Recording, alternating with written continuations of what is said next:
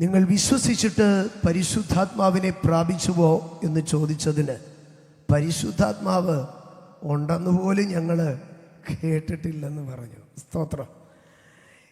അപ്പോസ്തല പ്രവൃത്തി 19-ാം അധ്യായത്തിലേക്ക് നാം കടന്നു വരുമ്പോൾ പൗലോസിൻ്റെ എഫെസോസിലുള്ള 3 വർഷത്തെ ജീവിതമാണ് അവിടെ പരാമർശിക്കുന്നതെന്ന് നമുക്ക് കാണുവാൻ കഴിയും. അപ്പോസ്തല പ്രവൃത്തികളുടെ പുസ്തകം 18-ാം അധ്യായം 23-ാം വാക്യം തുടങ്ങി 21-ാം അധ്യായം അതിൻ്റെ 17-ാം വാക്യം വരെ വായിക്കുമ്പോൾ പൗലോസിൻ്റെ 3ാമത്തെ മിഷനറി യാത്രയെ നമുക്ക് കാണുവാൻ കഴിയും.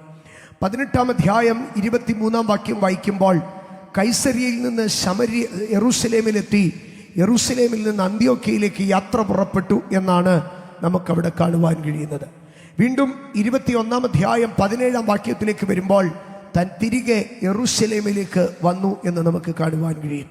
യെറൂശലേമിൽ നിന്ന് പുറപ്പെട്ട് വിവിധ ഇടങ്ങളിലുള്ള സഭകളെ ശക്തീകരിച്ച് പ്രബോധിപ്പിച്ച് പൗലോസ് തിരികെ യെറൂശലേമിലെത്തുന്നു.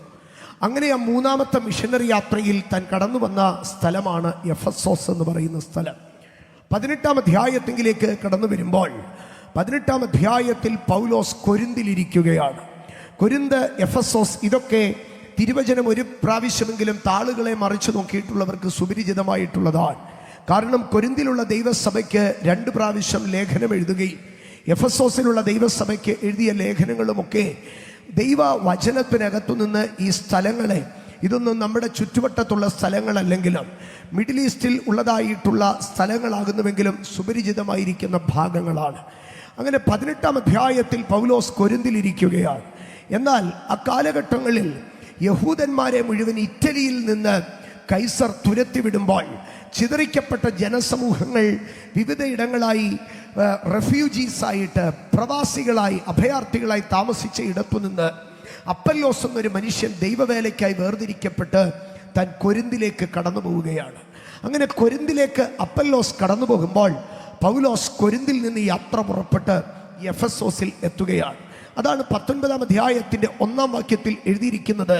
അപ്പല്ലോസ് കൊരിന്തിലിരിക്കുമ്പോൾ പൗലോസ് ഉൾപ്രദേശങ്ങളിൽ കൂടെ സഞ്ചരിച്ച് എഫെസോസിൽ എത്തി എന്ന് പറയുകയാണ്. എഫെസോസിലെത്തിയ പൗലോസ് അവിടെ കണ്ട താൻ ചില ശിഷ്യന്മാരെ കാണുകയുണ്ടായി. ആ ശിഷ്യന്മാരെ കാണുമ്പോൾ പൗലോസ് ചോദിക്കുന്ന ചോദ്യമാണ് നാം ഇവിടെ വായിച്ചു കേട്ടത്, നിങ്ങൾ വിശ്വസിച്ചിട്ട് പരിശുദ്ധാത്മാവിനെ പ്രാപിച്ചുമോ? ഈ 19-ാം അധ്യായത്തിലേക്ക് കടന്നു വരുമ്പോൾ എഫെസോസിൻ്റെ ഒരു സമഗ്ര ചിത്രത്തെ നമുക്ക് കാണുവാൻ കഴിയും. എഫെസോസിലേക്ക് പൗലോസ് കടന്നു വരുന്നു. എഫെസോസിൻ്റെ സാമൂഹികവും സാമ്പത്തികവും ആത്മീകവുമായ പശ്ചാത്തലങ്ങളെ നമുക്ക് ഈ 19-ാം അധ്യായത്തിലേക്ക് കടന്നു വരുമ്പോൾ കാണുവാൻ കഴിയും. എഫെസോസ് എന്നുള്ളത് ഒരു ഗ്രീക്ക് പട്ടണമായിരുന്നു. മഹാനായ അലക്സാണ്ടറാൽ പടുത്തുയർത്തപ്പെട്ട ഗ്രീസ് എന്ന മഹാസാമ്രാജ്യം പേർഷ്യൻ സാമ്രാജ്യത്തിൻ്റെ അധംപതനത്തിന് ശേഷവും റോമാ സാമ്രാജ്യത്തിൻ്റെ ശക്തീകരണത്തിനും മുൻപായി ലോകത്തിലുണ്ടായിരുന്ന സാമ്രാജ്യമായിരുന്നു ഗ്രീക്ക് സാമ്രാജ്യം അല്ലെങ്കിൽ യവന സാമ്രാജ്യം. BC 300-കളിൽ അല്ലെങ്കിൽ ക്രിസ്തുവിന് ഏതാണ്ട് 3 നൂറ്റാണ്ടുകൾക്ക് മുമ്പാണ് ഈ ഗ്രീസ് സാമ്രാജ്യം ഏറ്റവും പ്രബലപ്പെട്ടു നിന്നത്. നമുക്കറിയാം, 30 വയസ്സോടടുക്കുന്ന കാലഘട്ടത്തിൽ ശരവേഗത്തിൽ ലോകത്തെ മുഴുവൻ കീഴാക്കിയ അലക്സാണ്ടർ ചക്രവർത്തി സമുദ്രത്തെ നോക്കി നീ കരയായിരുന്നെങ്കിൽ നിന്നെയും കീഴ്പ്പെടുത്താമെന്ന് പ്രതിവചിച്ച മഹാപുരുഷൻ. എന്നാൽ യൗവനം കടന്നു പോകുന്നതിന് മുമ്പേ തന്നെ ബാധിച്ച ചെറിയൊരു ജ്വരത്തിന് മുൻപാകെ കീഴടങ്ങി നല്ല യൗവനത്തിൽ മരണം വഴിയായി ലോകം വിട്ടു മരണം വഴിയായി കടന്നു പോകുമ്പോൾ തൻ്റെ ശവമഞ്ചത്തിൻ്റെ വെളിയിലേക്ക് കൈകൾ നീട്ടിയിട്ട് വിടുകയ്യനായി അക്കരയ്ക്ക് പോയ മനുഷ്യൻ. ഈ മനുഷ്യനാൽ പടുത്തുയർത്തപ്പെട്ട ഗ്രീസ് സാമ്രാജ്യം പിൽക്കാലത്ത് തൻ്റെ 4 പടനായകന്മാർ കസാൻഡർ, സെലൂക്കിയസ്, ആൻറ്റിഗോണസ് തുടങ്ങിയ ലെസിമാക്കസ് തുടങ്ങിയ 4 സൈന്യാധിപന്മാരാൽ ഈ ഗ്രീസ് സാമ്രാജ്യം വിഭജിക്കപ്പെട്ടു. ലോകത്തിൽ ഏറ്റവും കൂടുതൽ സാഹിത്യത്തിന് മുൻതൂക്കം നൽകിയിട്ടുള്ളതും അറിവിന് മുൻതൂക്കം നൽകിയിട്ടുള്ളതും ഈ ഗ്രീസ് സാമ്രാജ്യമായിരുന്നു. അരിസ്റ്റോട്ടിൽ, സോക്രട്ടീസ് തുടങ്ങിയ താത്വികന്മാരൊക്കെയും ഈ ഗ്രീസിൽ നിന്ന് എഴുന്നേറ്റ് വന്നതായിരുന്നു. നമ്മൾ ഈ 19-ാം അധ്യായം പഠിച്ചു വരുമ്പോൾ ഗ്രീസ് എത്രമാത്രം പഠനത്തിനും വിദ്യാഭ്യാസത്തിനും മുൻതൂക്കം നൽകിയിരുന്നു എന്ന് നമുക്ക് കാണുവാൻ കഴിയും. സഹോദരങ്ങളെ, ഇന്ന് ലോകത്തിലൊരു ആഗോള ഭാഷയുണ്ടെങ്കിൽ ആ ആഗോള ഭാഷ ഇംഗ്ലീഷാണ്. എന്നാൽ ഇംഗ്ലീഷിന് മുമ്പ് ഫ്രഞ്ചിന് ആധിപത്യമുണ്ടായിരുന്ന ഒരു കാലമുണ്ട്. എന്നാൽ ഫ്രഞ്ചിനെക്കാട്ടിലും ഇംഗ്ലീഷിനെക്കാട്ടിലുമൊക്കെ ലോകത്ത് ഏറ്റവും കൂടുതൽ ഒരു യൂണിവേഴ്സൽ ലാംഗ്വേജായി, ആഗോള ഭാഷയായി ഗണിക്കപ്പെട്ടിരുന്ന ഭാഷ ഗ്രീക്ക് ഭാഷയായിരുന്നു.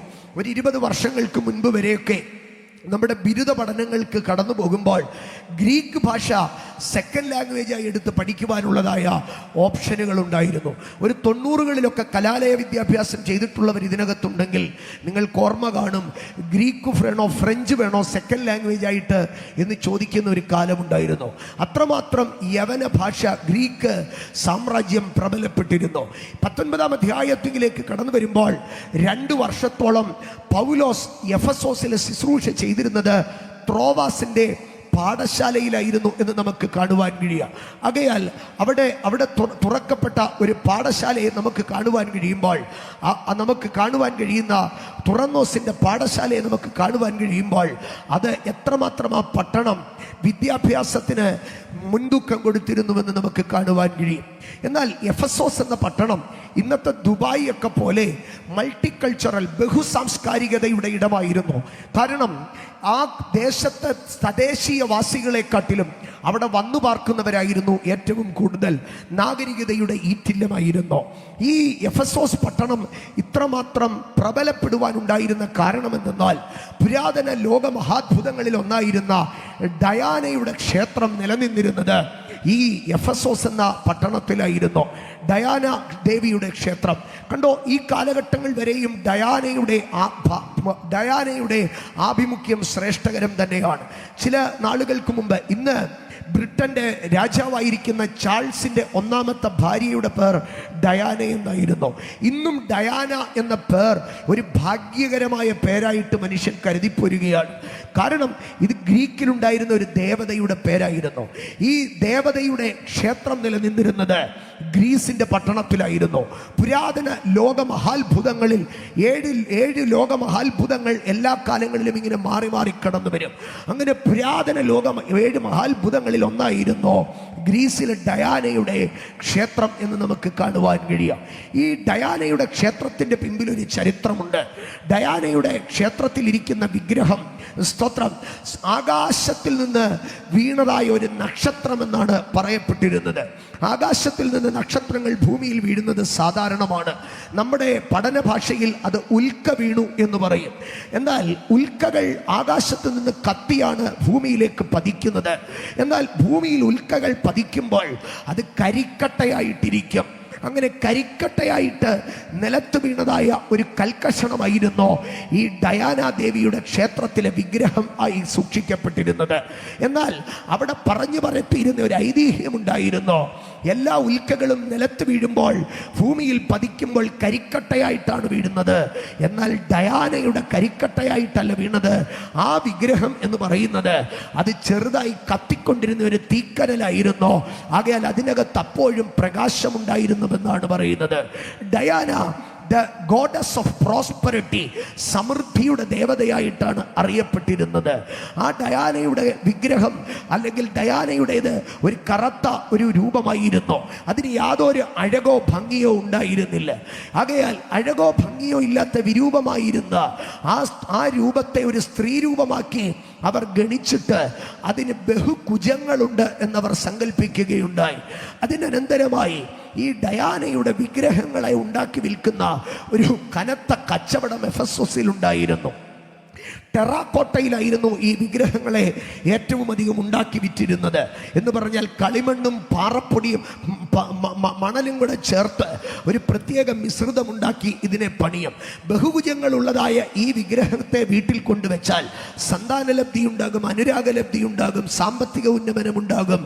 ഈ വിവിധമായ ജീവിതത്തിൻ്റെ സർവ്വ ഐശ്വര്യങ്ങളും കടന്നു വരുന്ന ഒരു ഐശ്വര്യ ദേവതയായി ഡയാനയെ കണക്കാക്കിയിരുന്നു. ആകയാൽ തീർത്ഥാടനത്തിനായി ധാരാളം പേർ അവിടേക്ക് കടന്നു വരിക പതിവായിരുന്നു. എന്നാൽ ഈ ഡയാനയുടെ ക്ഷേത്രാങ്കണത്തിനൊരു പ്രത്യേകതയുണ്ടായിരുന്നു. ഏതൊരു മനുഷ്യൻ അവിടെ വന്ന് പാർത്താലും ഒരു കാരണവശാലും അവനെ ബലം പ്രയോഗിച്ച് ആ ക്ഷേത്രാങ്കണത്തിൽ നിന്ന് വലിച്ചിറക്കിക്കൊണ്ടു പോകുവാൻ കഴിയത്തില്ല. ആകയാൽ എവിടെയെങ്കിലും ഒരു കൊലപാതകം നടത്തിക്കഴിഞ്ഞാൽ, എവിടെയെങ്കിലും ഒരു ദുഷ്കർമ്മം ചെയ്തു കഴിഞ്ഞാൽ ആ മനുഷ്യൻ പ്രാണരക്ഷയ്ക്കായി ഓടി എങ്ങോട്ട് കടന്നു വരുമോ? ഡയാനയുടെ ക്ഷേത്രാങ്കണത്തിലേക്ക് കടന്നു വരുമോ? ആ ഡയാനയുടെ ക്ഷേത്രാങ്കണത്തിൽ നിന്ന് ഒരു പോലീസിനും പട്ടാളത്തിനും അവനെ പിടിച്ചുകൊണ്ട് പോകാൻ കഴിയത്തില്ല. അതവിടെ നിലനിന്നിരുന്നതായ ഒരു പ്രമാണമായിരുന്നു. കാരണം പോലീസിന് ഇന്നും ലോകത്തിൽ ആ നിയമമുണ്ട്.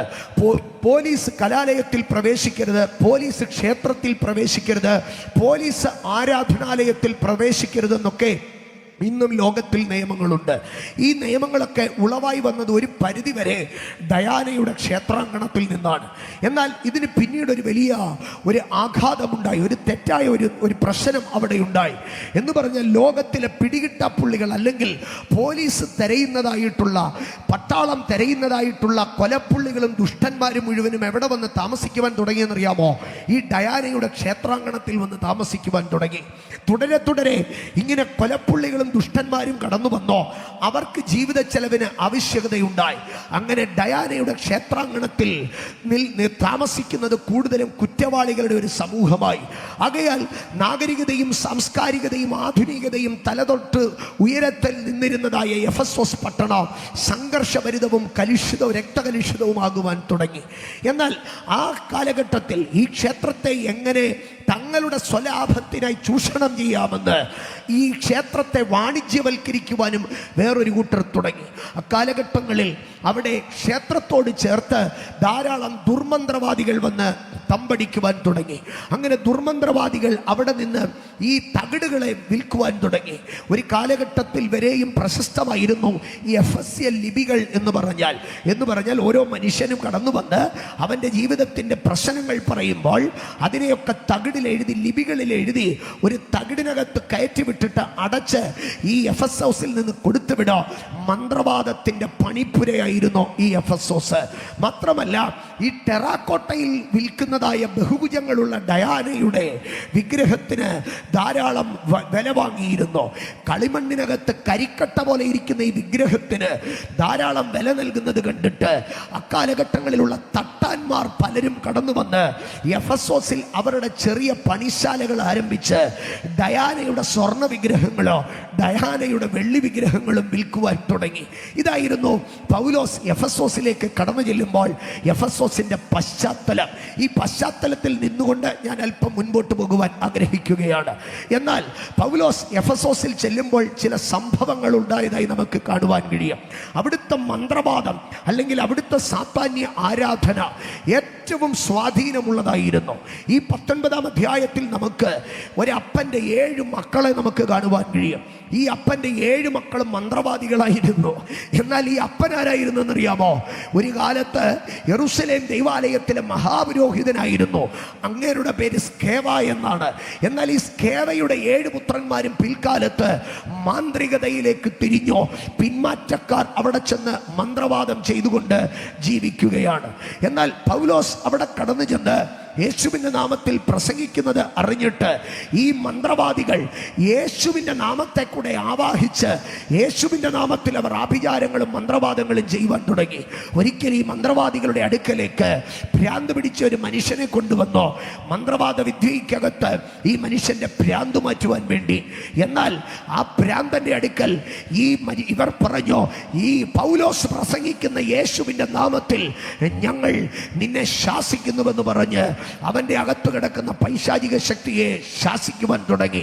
എന്നാൽ പെട്ടെന്ന് ഈ ദുരാത്മാവ് പിടിച്ച മനോദല തെറ്റിയ മനുഷ്യൻ ഈ 7 മന്ത്രവാദികളുടെ മേലേക്ക് ചാടിക്കയറി 7 പേരെ അടിച്ച് നിലം പരിചാക്കിയിട്ട് അവരവസാനം തുണിയില്ലാതെ അവിടെ നിന്ന് ഓടിയെന്നാണ് ബൈബിളിൽ എഴുതിയിരിക്കുന്നത്. ആകയാൽ ഈ ഇത്രമാത്രം മാന്ത്രികതയുടെ ഈറ്റില്ലമായിട്ടോ യേശുവിൻ്റെ നാമത്തെ സ്വാധീനിക്കാൻ അല്ലെങ്കിൽ ഈ മന്ത്രവാദത്തെ ക്രിസ്ത്യാനിത്വത്തോട് ചേർത്ത് കെട്ടുവാൻ എഫെസോസിലെ മന്ത്രവാദികൾക്ക് കഴിഞ്ഞില്ല. ഇന്ന് രാത്രി ഞാൻ പറയട്ടെ, ലോകത്തിൽ എത്രയൊക്കെ അന്ധവിശ്വാസങ്ങളും അനാചാരങ്ങളും ഉണ്ടെങ്കിലോ ഒരിക്കലും ക്രിസ്തീയതയ്ക്ക് യാതൊരു അനാചാരങ്ങളായിട്ടും ഈ ക്രിസ്തീയതയ്ക്ക് യാതൊരു ദുർമന്ത്രവാദങ്ങളായിട്ടും ക്രിസ്തീയതയ്ക്ക് യാതൊരു അനാചാരങ്ങൾക്കായിട്ടും യാതൊരു ബന്ധവുമില്ല എന്ന് ഇന്ന് രാത്രി ഞാൻ ഒരിക്കൽ കൂടെ പറയുവാൻ ആഗ്രഹിക്കുകയാണ്. ക്രിസ്ത്യാനിറ്റിക്ക് യാതൊരു അനാചാരങ്ങളും അന്ധവിശ്വാസങ്ങളും ആഭിചാരങ്ങളും മനുഷ്യനെ തകർക്കുന്നതായ യാതൊരു സംഗതികളുമായിട്ടോ ക്രിസ്ത്യാനിത്വത്തിന് യാതൊരു ബന്ധവുമില്ല. എവിടെയെങ്കിലും ആരെങ്കിലും ക്രിസ്ത്യാനികളുടെ വേഷം ധരിച്ച് അന്ധവിശ്വാസങ്ങളോ അനാചാരങ്ങളോ പറഞ്ഞു വരുത്തുന്നുവെങ്കിൽ അവർ ക്രിസ്ത്യാനികളായിരിക്കുകയില്ല എന്ന് ഇന്ന് രാത്രി ഞങ്ങൾ നിങ്ങളെ ഒന്ന് ഓർപ്പിച്ചു കൊള്ളട്ടെ. എന്നാൽ പൗലോസ് അവിടെ ചെന്ന് പ്രസംഗിച്ചപ്പോൾ അനേക മന്ത്രവാദികൾ കടന്നു വന്നു. അവരൊക്കെ വെറുതെ മന്ത്രവാദം ചെയ്യുന്നവരായിരുന്നില്ല. അവരൊക്കെ ജ്യോതിശാസ്ത്രം പഠിച്ച് ജ്യോതിഷത്തിന്റെ അന്തസ്സിനെ ഉൾക്കൊണ്ടുകൊണ്ട് പുസ്തകങ്ങളെ വാങ്ങി അവർ ക്ഷുദ്രപ്രയോഗങ്ങളെ ആഭിചാരങ്ങളെ പഠിച്ചുകൊണ്ടിരുന്നവരായിരുന്നു. കാർത്തികയെയും മകയിരെയും അശ്വതിയെയും ചിത്തിരെയും ചോതിയെയും ഇങ്ങനെ നക്ഷത്ര രാശികളെ മുഴുവനോ ആമേൻ രാഹുവിനെയും ശനിയെയും മുഴുവനോ അതിൻ്റെ നിലകളെയോ ആമേൻ ദിശകളെയും ദശങ്ങളെയും മനഃപ്പാടമാക്കിയ ജ്യോതിഷി ശ്രേഷ്ഠന്മാരായിരുന്നു. എന്നാൽ പൗലോസ് എഫെസോസിൽ ചെന്ന് പ്രസംഗിക്കുമ്പോൾ ഈ ജ്യോതിഷി ശ്രേഷ്ഠന്മാർ, ഈ മന്ത്രവാദികൾ, അവർ പഠിച്ചുകൊണ്ടിരുന്നതോ അവർ മന്ത്രവാദം ചെയ്യുവാൻ ഉപയോഗിച്ചിരുന്നതുമായ ആ മന്ത്രവാദ പുസ്തകങ്ങളെ മുഴുവനും കൊണ്ടുവന്ന് എഫെസോസിന്റെ പട്ടണത്തിലിട്ട് ചുട്ടുകളഞ്ഞു. എൻ്റെ സഹോദരങ്ങളെ, മന്ത്രവാദം ചെലവില്ലാത്ത പണിയൊന്നുമല്ല കേട്ടോ.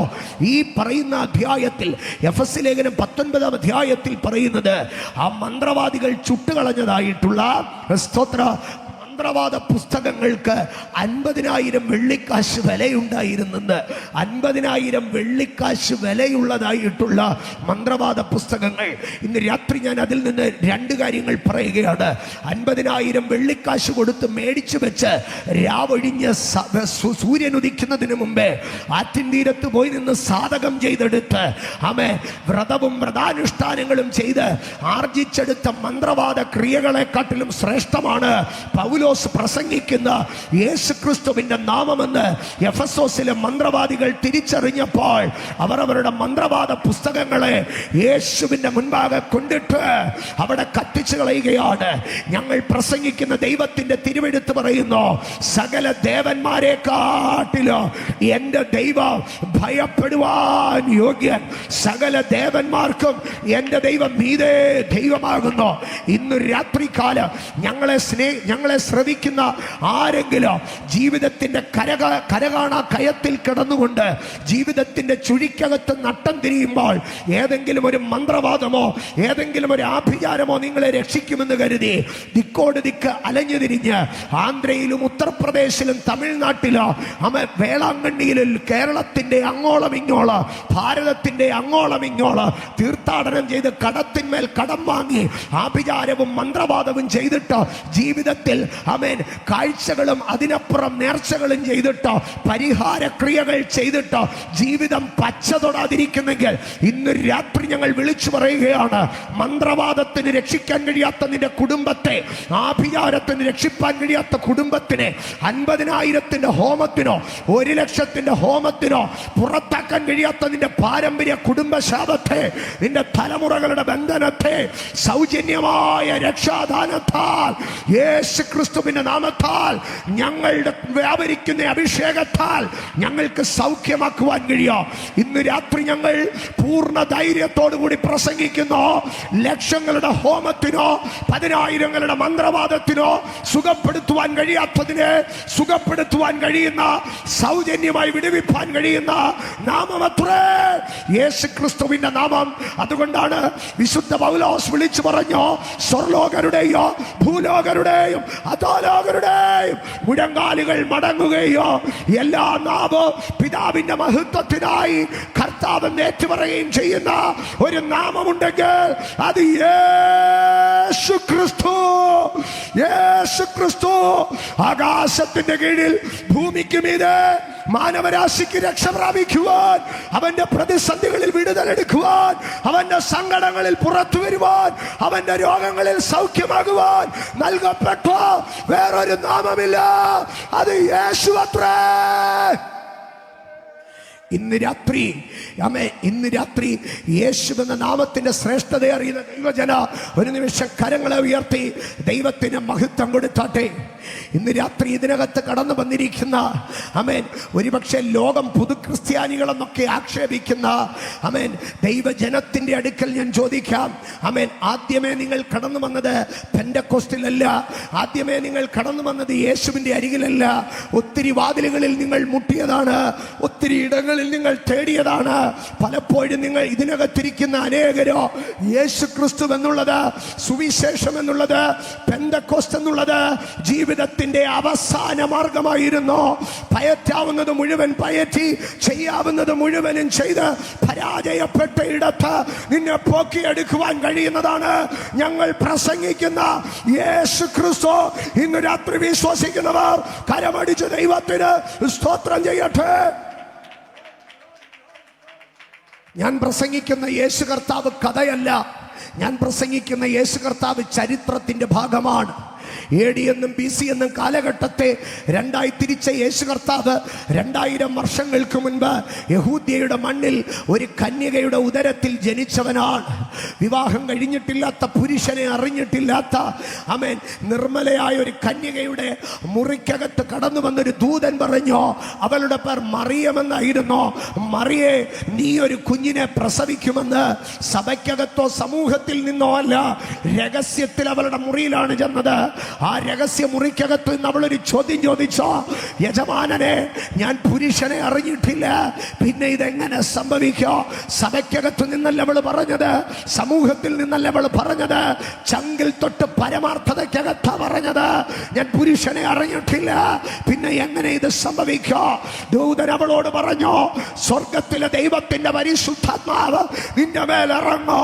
പുരുഷന്റെ ബീജത്താലല്ല, കെടുന്ന ബീജത്താലല്ല, കെടാത്ത ബീജത്താൽ, പരിശുദ്ധാത്മാവിനാൽ നീ ഒരു സന്തതിയെ പ്രസവിക്കോ. അത് ഒരു പുരുഷന്റെ കടിപ്രദേശത്തു നിന്നല്ല, അത് ദൈവത്തിന്റെ ഹൃദയത്തിൽ നിന്നുള്ള സ്വർഗത്തിലെ രാജകുമാരനത്രേ. അങ്ങനെ യേശു ഭൂമിയിൽ ജനിച്ചു. ആ യേശു ഭൂമിയിൽ 33.5 വർഷക്കാല ഈ പച്ചമണ്ണിൽ പച്ച മനുഷ്യനായി ജീവിച്ചു. 3.5 വർഷം നഗരം ഇളക്കി മറച്ച രോഗശാന്തിയോ വിടുതലുകളും താൻ ചെയ്തുകൊണ്ടിരുന്നു. അങ്ങനെ താൻ ശുശ്രൂഷിക്കുന്ന ഒരു ദിവസം തൻ്റെ ശുശ്രൂഷയ്ക്കിടെ ജനം തിക്കിത്തിരക്കുന്ന ഇടത്ത് ഒരു സ്ത്രീ ഓടി വന്ന് യേശുവിൻ്റെ വസ്ത്രാഗ്രത്തിൽ തൊട്ടോ. ആ സ്ത്രീയുടെ ചരിത്രം ഇങ്ങനെയാണ് പറയുന്നത്, 12 വർഷങ്ങളായി അവൾ ഏറ്റവും ഹീനമായ ഒരു രോഗത്തിന് അടിമയായിരുന്നു. അവളുടെ ചരിത്രത്തിൽ ഇങ്ങനെ എഴുതി ചേർത്തിരിക്കുകയാണ്, ഏറിയൊന്ന് വൈദ്യന്മാരാൽ പലതും സഹിച്ചു, എല്ലാം വിറ്റു തുലച്ച രോഗവും ഒറ്റപ്പെടലും സാമ്പത്തിക തകർച്ചയും അലട്ടിയതായ ഒരു നിസ്സഹായയായ യുവതി. എന്നാൽ 12 വർഷത്തെ ചരിത്ര യേശുവിൻ്റെ വസ്ത്രത്തിന്റെ വിളുമ്പിൽ തൊട്ട ആ ഒരൊറ്റ നിമിഷത്തിൽ മാറ്റിയെടുത്തോ. ഇന്ന് രാത്രി ഞാൻ ആവർത്തിക്കുകയാണ്, ആ 10,000 വെള്ളിക്കാശുകളുടെ മാന്ത്രികത്തിനും താന്ത്രികത്തിനും കഴിയാത്തത് യേശു ക്രിസ്തു എന്ന ഏക സത്യ ദൈവം എന്ന ഒറ്റ നാമത്തിനാൽ അത് സാധ്യമാകും. ഈ രാത്രി കർത്താവായ യേശുവിൽ നീ വിശ്വസിക്കുമെങ്കിൽ നീയും നിന്റെ കുടുംബവും അത് രക്ഷ പ്രാപിക്കും. സ്തോത്രം. അടുത്തതാണ് അതിനേക്കാൾ 19-ാം അധ്യായത്തിൽ അടുത്ത ഭാഗമാണ് അതിനേക്കാൾ രസകരമായിരിക്കുന്ന വിഷയം. സ്തോത്രം. ഈ എഫെസോസ് പട്ടണം ഇങ്ങനെ പോകുമ്പോഴാണ് പൗലോസ് എന്ന മനുഷ്യൻ കടന്നു വന്നിരിക്കുന്നത്. പൗലോസ് എന്ന മനുഷ്യനെ നാം പഠിച്ചു കഴിഞ്ഞാൽ വലിയ നീളമൊന്നുമില്ല. ഒരിക്കൽ സഭക്കാർ തന്നെ അദ്ദേഹത്തെ പരിഹസിച്ചു. എന്താണെന്നറിയാമോ? ഇദ്ദേഹത്തിൻ്റെ ലേഖനങ്ങളൊക്കെ കണ്ട ഭയങ്കര സംഗതിയാ. ലേഖനങ്ങൾ ഘനവും ഊറ്റവുമുള്ളത്. പക്ഷെ പുള്ളിയെ നേരിട്ട് കണ്ടാലോ ശരീരസന്നിധിയോ നിന്ദ്യം. നേരിട്ട് കണ്ട ഒരു കൊണോമണവും ഇല്ല.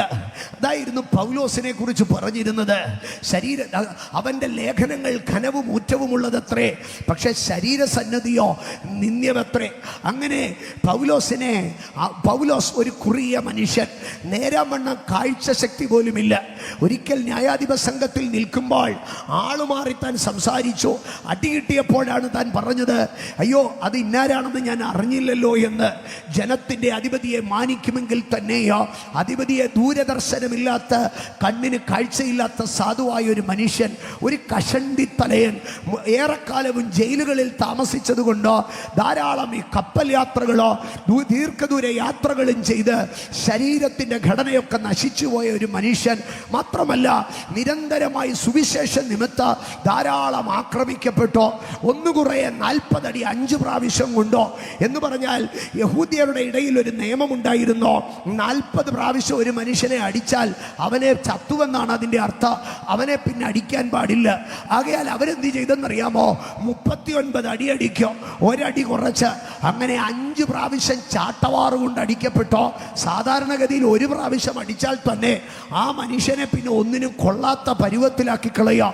ഒന്നുകുറേ 40 അടി 5 പ്രാവശ്യം അടികൊണ്ട മനുഷ്യൻ ഒരിക്കൽ പട്ടണത്തിൽ ചന്തസ്ഥലത്ത് വെച്ച് കോലുകൊണ്ട് അടിച്ച് നടു റോഡിൽ കൂടെ വലിച്ചഴച്ച് കാരാഗ്രഹത്തിൽ കൊണ്ടിട്ട മനുഷ്യൻ കാട്ടിൽ പോയി ആപത്ത് നേരിട്ടോ, നാട്ടുകാരുടെ കയ്യിൽ നിന്ന് തല്ലുകൊണ്ടോ, കടലിൽ പോയി കപ്പൽ ഛേദമുണ്ടായി ജീവിതത്തിൽ ഇതുപോലെ കഷ്ടത അനുഭവിച്ച ഒരു മനുഷ്യൻ. പണ്ടില്ലേ, കണ്ടാൽ മൃഗപ്രായനായ ഒരു സാധുവായ മനുഷ്യൻ. പക്ഷേ ആ മനുഷ്യൻ യേശുവിൽ വിശ്വസിച്ചവനാണ്, യേശുവിനോട് നിരന്തരമായി ബന്ധം പുലർത്തിയവനാണ്, രാവും പകലും കർത്തൃവേലയിൽ വ്യാപൃതനായ മനുഷ്യനാണ്. ആ മനുഷ്യൻ എഫെസോസിൽ കടന്നു ചെന്നോ, ആ മനുഷ്യൻ എഫെസോസിൽ നിന്ന് യേശുവിനെ കുറിച്ച് പ്രസംഗിക്കുവാൻ തുടങ്ങി. എൻ്റെ സഹോദരങ്ങളെ, ചില ദിവസങ്ങൾ കഴിഞ്ഞപ്പോൾ അവിടെ ഉണ്ടായിരുന്ന സ്വർണ്ണപ്പണിക്കാരനായ വിഗ്രഹങ്ങളെ തീർത്തു കൊടുക്കുന്ന ദെമത്രിയോസ് എന്ന് പറയുന്ന മനുഷ്യന് ആകപ്പാടെ അസ്വസ്ഥതയായി തീർന്നു. എന്താണ് പ്രശ്നമെന്നറിയാമോ? അദ്ദേഹം പറയുകയാണ്, പൗലോസ് ഇവിടെ വന്ന് ദൈവത്തെ ആരാധിക്കാൻ കൈകൊണ്ട് തീർക്കുന്നതായ വെള്ളി കൊടുത്ത് ദെമത്രിയോസിന്റെ കയ്യിൽ നിന്ന് കാശ് കൊടുത്ത് വിഗ്രഹം വാങ്ങാതെയോ ഒരു ദരിദ്രനിരുന്ന് പ്രാർത്ഥിച്ചാൽ ദൈവം അവൻ്റെ പ്രാർത്ഥനയ്ക്ക് മറുപടി നൽകുമെന്ന് പൗലോസ് പ്രസംഗിക്കുന്നു. ആകയാൽ ആ പ്രസംഗത്തിൻ്റെ എഫക്റ്റ് കൊണ്ട് ദെമത്രിയോസിൻ്റെ കച്ചവടം കുറയുന്നു. ദെമത്രിയോസ് കച്ചവടക്കാരെ, വ്യാപാരി വ്യവസായി ഏകോപന സമിതിയെല്ലാം വിളിച്ചു കൂട്ടിയിട്ട് പറഞ്ഞു, ഇങ്ങേരിവിടെ പ്രസംഗിച്ചു കൊണ്ടിരുന്നാൽ ഡയാന ദേവിയുടെ, അർത്തമീസ് ദേവിയുടെ ക്ഷേത്രത്തിൻ്റെ മഹത്വം നഷ്ടപ്പെട്ടു പോകുമെന്ന്. ഞാൻ ആ ഭാഗം വായിച്ചപ്പോൾ ആശ്ചര്യപ്പെട്ടോ. ഒരു ഉപദേശി എഴുന്നേറ്റ് നിന്ന് പ്രസംഗിച്ചാൽ തീരുന്നതാണോ ഒരു മതത്തിൻ്റെ മാന്യത? ഒരു ഉപദേശി എഴുന്നേറ്റ് നിന്ന് പ്രസംഗിച്ചാൽ തീരുന്നതാണോ ഒരു മഹാത്ഭുതമായ ലോകപ്രശസ്തമായ ഡയാന ദേവിയുടെ ക്ഷേത്രത്തിൻ്റെ മഹത്വം? ഇത്രയുള്ളോ ദെമത്രിയോസെ ഡയാനയുടെ ക്ഷേത്രം? ഇത്രയുള്ളോ ദെമത്രിയോസെ ഡയാനയുടെ അമ്പലം? എത്രയോ വർഷങ്ങളായി നീ പണിതുയർത്തിയതാണ് ഈ ഡയാനയുടെ ക്ഷേത്രം പോലെ ഒരു ക്ഷേത്രം ഇന്നുപോലും ലോകത്ത് വിരളമാണ്. എൻ്റെ സഹോദരങ്ങളെ, ഏതാണ്ട് 425 അടി നീളമാണ്, 425 അടി നീളമോ 220 അടി വീതിയുമാണ് ഈ ക്ഷേത്രത്തിന്. ഏതാണ്ട് 60 അടി ഉയരമുണ്ട് ഈ ക്ഷേത്രത്തിന്. 420, 220, 60 അത്രമാത്രം വിശാലതയുള്ള ഒരു ക്ഷേത്രം. ഇനി ഈ ക്ഷേത്രത്തിലേക്ക് നാം ശ്രദ്ധിച്ചു കഴിഞ്ഞാൽ 127 ഭയങ്കരമായ അലങ്കാര തൂണുകളുണ്ട്. അപ്പോൾ നിങ്ങൾ ചോദിച്ചേക്കാം, ഈ 425 അടി നീളമുള്ള തൂണ് ആലയത്തിന്, ഈ ക്ഷേത്രത്തിന് എന്തിനാ 127 തൂണെന്ന്? എൻ്റെ സഹോദരങ്ങളെ, തൂണിൻ്റെ എണ്ണം അവർ ആവശ്യം പോലെ അല്ലെങ്കിൽ അത് നിർബന്ധിതമായിട്ട് വെച്ചതാണ്. കാരണം ഡയാനയുടെ ക്ഷേത്രം പണിയുന്നു എന്നറിഞ്ഞപ്പോൾ ലോകത്തിലെ എല്ലാ രാജാക്കന്മാരും അതിന് കൈകോർത്തോ. 127 തൂണുകൾ അതിൽ തീർക്കുമ്പോൾ അത് 127 രാജ്യങ്ങളുടെ സംഭാവനയായിരുന്നു, 127 രാജാക്കന്മാരുടെ സംഭാവനയായിരുന്നു. ആകയാൽ ഡയാനയുടെ ക്ഷേത്രത്തിൽ നിന്ന് 127 തൂണുകളും ഓരോ രാജാക്കന്മാരുടെ മേൽ പേരിൽ കൊത്തിയിട്ടതായിരുന്നു. ഞാൻ പറഞ്ഞു വരുന്നത് സഹോദരങ്ങളെ, 127 രാജാക്കന്മാരുടെ പിന്തുണയുള്ള 420 അടി നീളമുള്ള 220 അടി വീതിയുള്ള 60 അടി ഉയരമുള്ള പാരിയൻ മാർബിളുകൾ കൊണ്ട് നടുത്തളവും മതിലുകളും പാകിയിട്ട ആ മാർബിളുകൾ ചേർത്ത് വെക്കുമ്പോൾ അതിൻ്റെ വിടവുകൾ നികത്തിയത് എന്ന് പറഞ്ഞാൽ നമ്മളൊക്കെ ടൈൽസ് ഇടുമ്പോൾ ഇടയ്ക്ക് ഗ്യാപ്പ് ഫില്ലർ ഇടുമല്ലോ. എന്നാൽ ഈ ഡയാനയുടെ ക്ഷേത്രത്തിൽ പാരിയൻ മാർബിളുകൾ കൊണ്ട് അതിനെ തട്ടിടുമ്പോൾ അതിൻ്റെ വിടവുകൾ അടച്ചത് പൊന്നുകൊണ്ടായിരുന്നു. അങ്ങനെ മഹത്വകരമായ അലങ്കാരമായിരിക്കുന്ന ക്ഷേത്രം ഈ പാവപ്പെട്ട ഉപദേശി കയറി നിന്ന് പ്രസംഗിച്ചപ്പോ അതിന്റെ വീര്യം കെട്ടുപോകുമെന്നാണ് എഫെസോസുകാർ പറയുന്നത്. ഇന്ന് രാത്രി ഇതിനകത്തിരിക്കുന്ന അഭിഷക്ത പ്രഭുക്കന്മാരുടെ അടുക്കൽ, പ്രാർത്ഥിക്കുന്ന ദൈവമക്കളുടെ അടുക്കൽ ഇന്ന് രാത്രി നിന്റെ വില എന്താണ്, നിന്റെ നില എന്താണെന്ന് നീ അറിഞ്ഞുകൊള്ളണം. ആമേൻ. പാരിയൻ മാർബിളുകൾ പാകിയ, സ്വർണം പൂശിയ, 127 അലങ്കാര തൂണുകളുള്ള, 425 അടി നീളമോ 220 അടി വീതിയോ 60 അടി പൊക്കവുമുള്ള, ആകാശത്ത് നിന്ന് വീണ ഉൽക്കയെ എടുത്തു വെച്ച് ആരാധിച്ച, ലോകം കണ്ട ബൃഹത്തായ സാമ്രാജ്യമായ ഗ്രീക്ക് എന്ന സാമ്രാജ്യത്തിലെ ഏറ്റവും സമ്പന്നമായ എഫെസോസ് എന്ന പട്ടണത്തിലെ ലോകമഹാത്ഭുതം എന്ന് പറയുന്ന അർത്തമീസിന്റെ, ഡയാനയുടെ കൊട്ടാരത്തെ പൊളിച്ചു കളയുവാൻ ഒരു അഭിഷക്തൻ എഴുന്നേറ്റാൽ സാധിക്കുമെന്ന് ആ ദേശം സാക്ഷ്യം പറയുമെങ്കിൽ ഇന്നു രാത്രി ഇതിനകത്തിരിക്കുന്ന അഭിഷേകമുള്ള ദൈവജനം ഒരുമിച്ച് കരമടിച്ച് ഒരു മിനിറ്റ് ആരാധിച്ചാൽ ഇന്ന് രാത്രി ഈ ദേശത്ത് വ്യാപരിക്കുന്ന അന്ധകാരത്തിന്റെ ശക്തികൾ, പൈശാചിക മണ്ഡലങ്ങൾ പൊളിഞ്ഞു മാറുമെന്ന്, തകർന്നു മാറുമെന്ന് വിശ്വസിക്കുന്നവർ എത്ര പേരുണ്ട്? ഇന്ന് രാത്രി അവർ മാത്രം കരമടിച്ച് അൽഫനം ജബാരിയ പ്രഭാനി കൃപ ലഭിച്ച ദൈവജനം ഒരു മിനിറ്റ് അതരങ്ങളെ തുറന്ന് അന്യഭാഷകളിൽ സംസാരിക്കട്ടെ. ഒരു മിനിറ്റ് അന്യഭാഷകളിൽ മാത്രം അവർ അതരം തുറന്ന് സംസാരിച്ചു കൊണ്ടിരിക്കട്ടെ. ഇന്ന് രാത്രി ഇതിനകത്തിരിക്കുന്ന ഇത് പെന്തക്കോസ്തിന്റെ സഭയാണ്, ഇത് പെന്തക്കോസ്തിന്റെ അനുഭവമാണ്. ഇത് പാട്ടുപാടി തീരുന്ന പ്രസ്ഥാനമല്ല. ഇത് അന്യഭാഷകളിൽ ഇന്ന് രാത്രി ഇതിനകത്തു നിന്ന് 1000 പാട്ടുപാടുന്നതിനെക്കാട്ടിലോ ഒരൊറ്റ അഭിഷക്തൻ എഴുന്നേറ്റാൽ എഫെസോസിലെ ലോകാത്ഭുതം തകരുമെങ്കിൽ ഇന്ന് രാത്രി സഭ ഒരുമിച്ച് കരമടിച്ച് അന്യഭാഷകളിൽ ആരാധിച്ച് കയറുമ്പോൾ പൈശാചിക മണ്ഡലങ്ങളോ അന്ധകാര ശക്തികളോ ദേശാന്ധകാര പോരുകളോ ഒതുങ്ങുന്ന അളവിൽ ഇതിനകത്തു നിന്നൊരു ആരാധന ഉയരട്ടെ. അതല്ല പ്രവാചനം അതനഗട ഗജര പ്രവാർത്ഥേനിയ ലഗദനം ജാർദ്ധനി മരം തുല അതനഗട ഘർഷ പ്രവാർദിയ ഏവരവ പ്രവാർത്ഥനാദിയ അജരവ പ്രവേദിയ ഇതരഗടഗടവ പ്രബോധിയ അർബല പ്രവാരിയ സാത്താന്യ അധികാരങ്ങളെ കീഴ്പ്പെടുത്തി സഭ ഒരുമിച്ച് ആരാധിക്കട്ടെ. കഴിവുള്ളവർ ഒരു നിമിഷം എഴുന്നേറ്റ് നിന്ന് ഇതിനകത്ത് കരമടിച്ച് ആരാധിക്കട്ടെ. ഇതിനകത്ത് ഈ അന്തരീക്ഷത്തെ ഞാൻ ദൈവാധികാരത്തിൽ പിടിച്ചു കെട്ടുന്നു. ഈ അന്തരീക്ഷത്തെ ഞാൻ ദൈവ സാന്നിധ്യത്തിലേക്ക് വലിച്ചു പിടിക്കുന്നു. ആസ്മാലിയ പ്രവാചലം പ്രൗഢി ബർത്തേനിയ റാസ്മനിയ ഹടരഗദനാന്തരാദിയ രവാജവ പ്രവാർദിയ ലഗസവ പ്രവോരിയ അർത്ഥനേ ജപാദരം വീതല പ്രവാസിയ അർത്ഥനം ജാരദര ഘടകർത്ഥനാദി അതരം തുറന്ന് അന്യഭാഷകളിൽ കരമടിച്ച് ഇന്ന് രാത്രി ഇതിനകത്ത് നിൽക്കുന്ന അഭിഷക്ത ഗണങ്ങൾ ഒരുമിച്ച് ശബ്ദമുയർത്തുമ്പോൾ ഇന്ന് രാത്രി ഇതിനകത്ത് ദേശാന്തകാര ശക്തികൾ കെട്ടപ്പെടും, പൈശാചിക ബലങ്ങൾ ഒതുക്കപ്പെടും. ഈ രാത്രി ഇതിനകത്ത് ഓരവ പ്രവാനിയ അഭിഷേകമുള്ള ദൈവജനം ഒരുമിക്കുമ്പോൾ ഇന്ന് രാത്രി ഈ ദേശത്തിന്റെ നടുവ് ദൈവവചനത്തിന്റെ വാതിലുകളെ അടയ്ക്കുന്ന സഭയുടെ വിശാലതയെ കെട്ടുന്ന അനുഗ്രഹങ്ങളെ തടയുന്ന ഓരവ പ്രഭാരിയ കുടിയിരിപ്പ് പോരുകൾ, മറഞ്ഞിരിക്കുന്ന അന്ധകാര ശക്തികൾ, every spirit behind രാഷ്ട്രത്തിന്റെ പിന്നിൽ മറഞ്ഞു കിടക്കുന്ന അന്ധകാര ശക്തികൾ, ദേശാന്ധകാര പോരുകൾ, യമാനക പ്രഭാരിയ രോഗത്തിന്റെ ശക്തികൾ, മറഞ്ഞു കിടക്കുന്ന ദുരാത്മ വ്യാപാരങ്ങൾ ഇന്ന് രാത്രി യേശു ക്രിസ്തുവിന്റെ നാമത്തിൽ ആൽബാരിയ പ്രഭാരിയ ഈ ഓഡിയൻസിനകത്ത് ദൈവകൃപ വ്യാപരിക്കുന്ന ഇന്ന് രാത്രി പരിശുദ്ധാത്മാവ് ഈ കൺവെൻഷൻ ഇതിനകത്ത് നടന്നുകൊണ്ടിരിക്കുമ്പോൾ തന്നെ ചില പൈശാചിക കുടിയിരിപ്പ് കേന്ദ്രങ്ങൾ ഈ സമയം തകർന്നു മാറട്ടെ. ചില കുടുംബങ്ങൾ സ്വതന്ത്രമാകട്ടെ.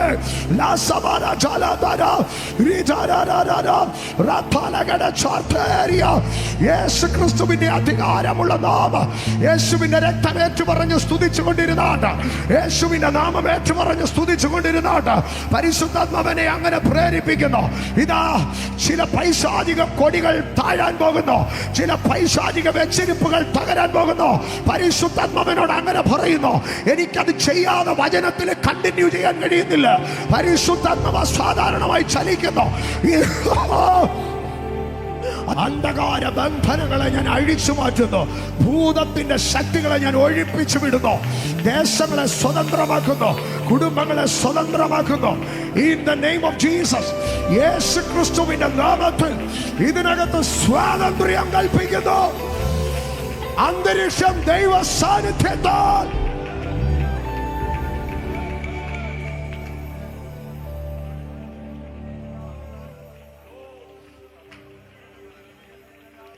ഈ അന്തരീക്ഷത്തിന്മേൽ ഒരു അസാധാരണ ദൈവ സാന്നിധ്യം വെളിപ്പെട്ടു വരികയാണ്.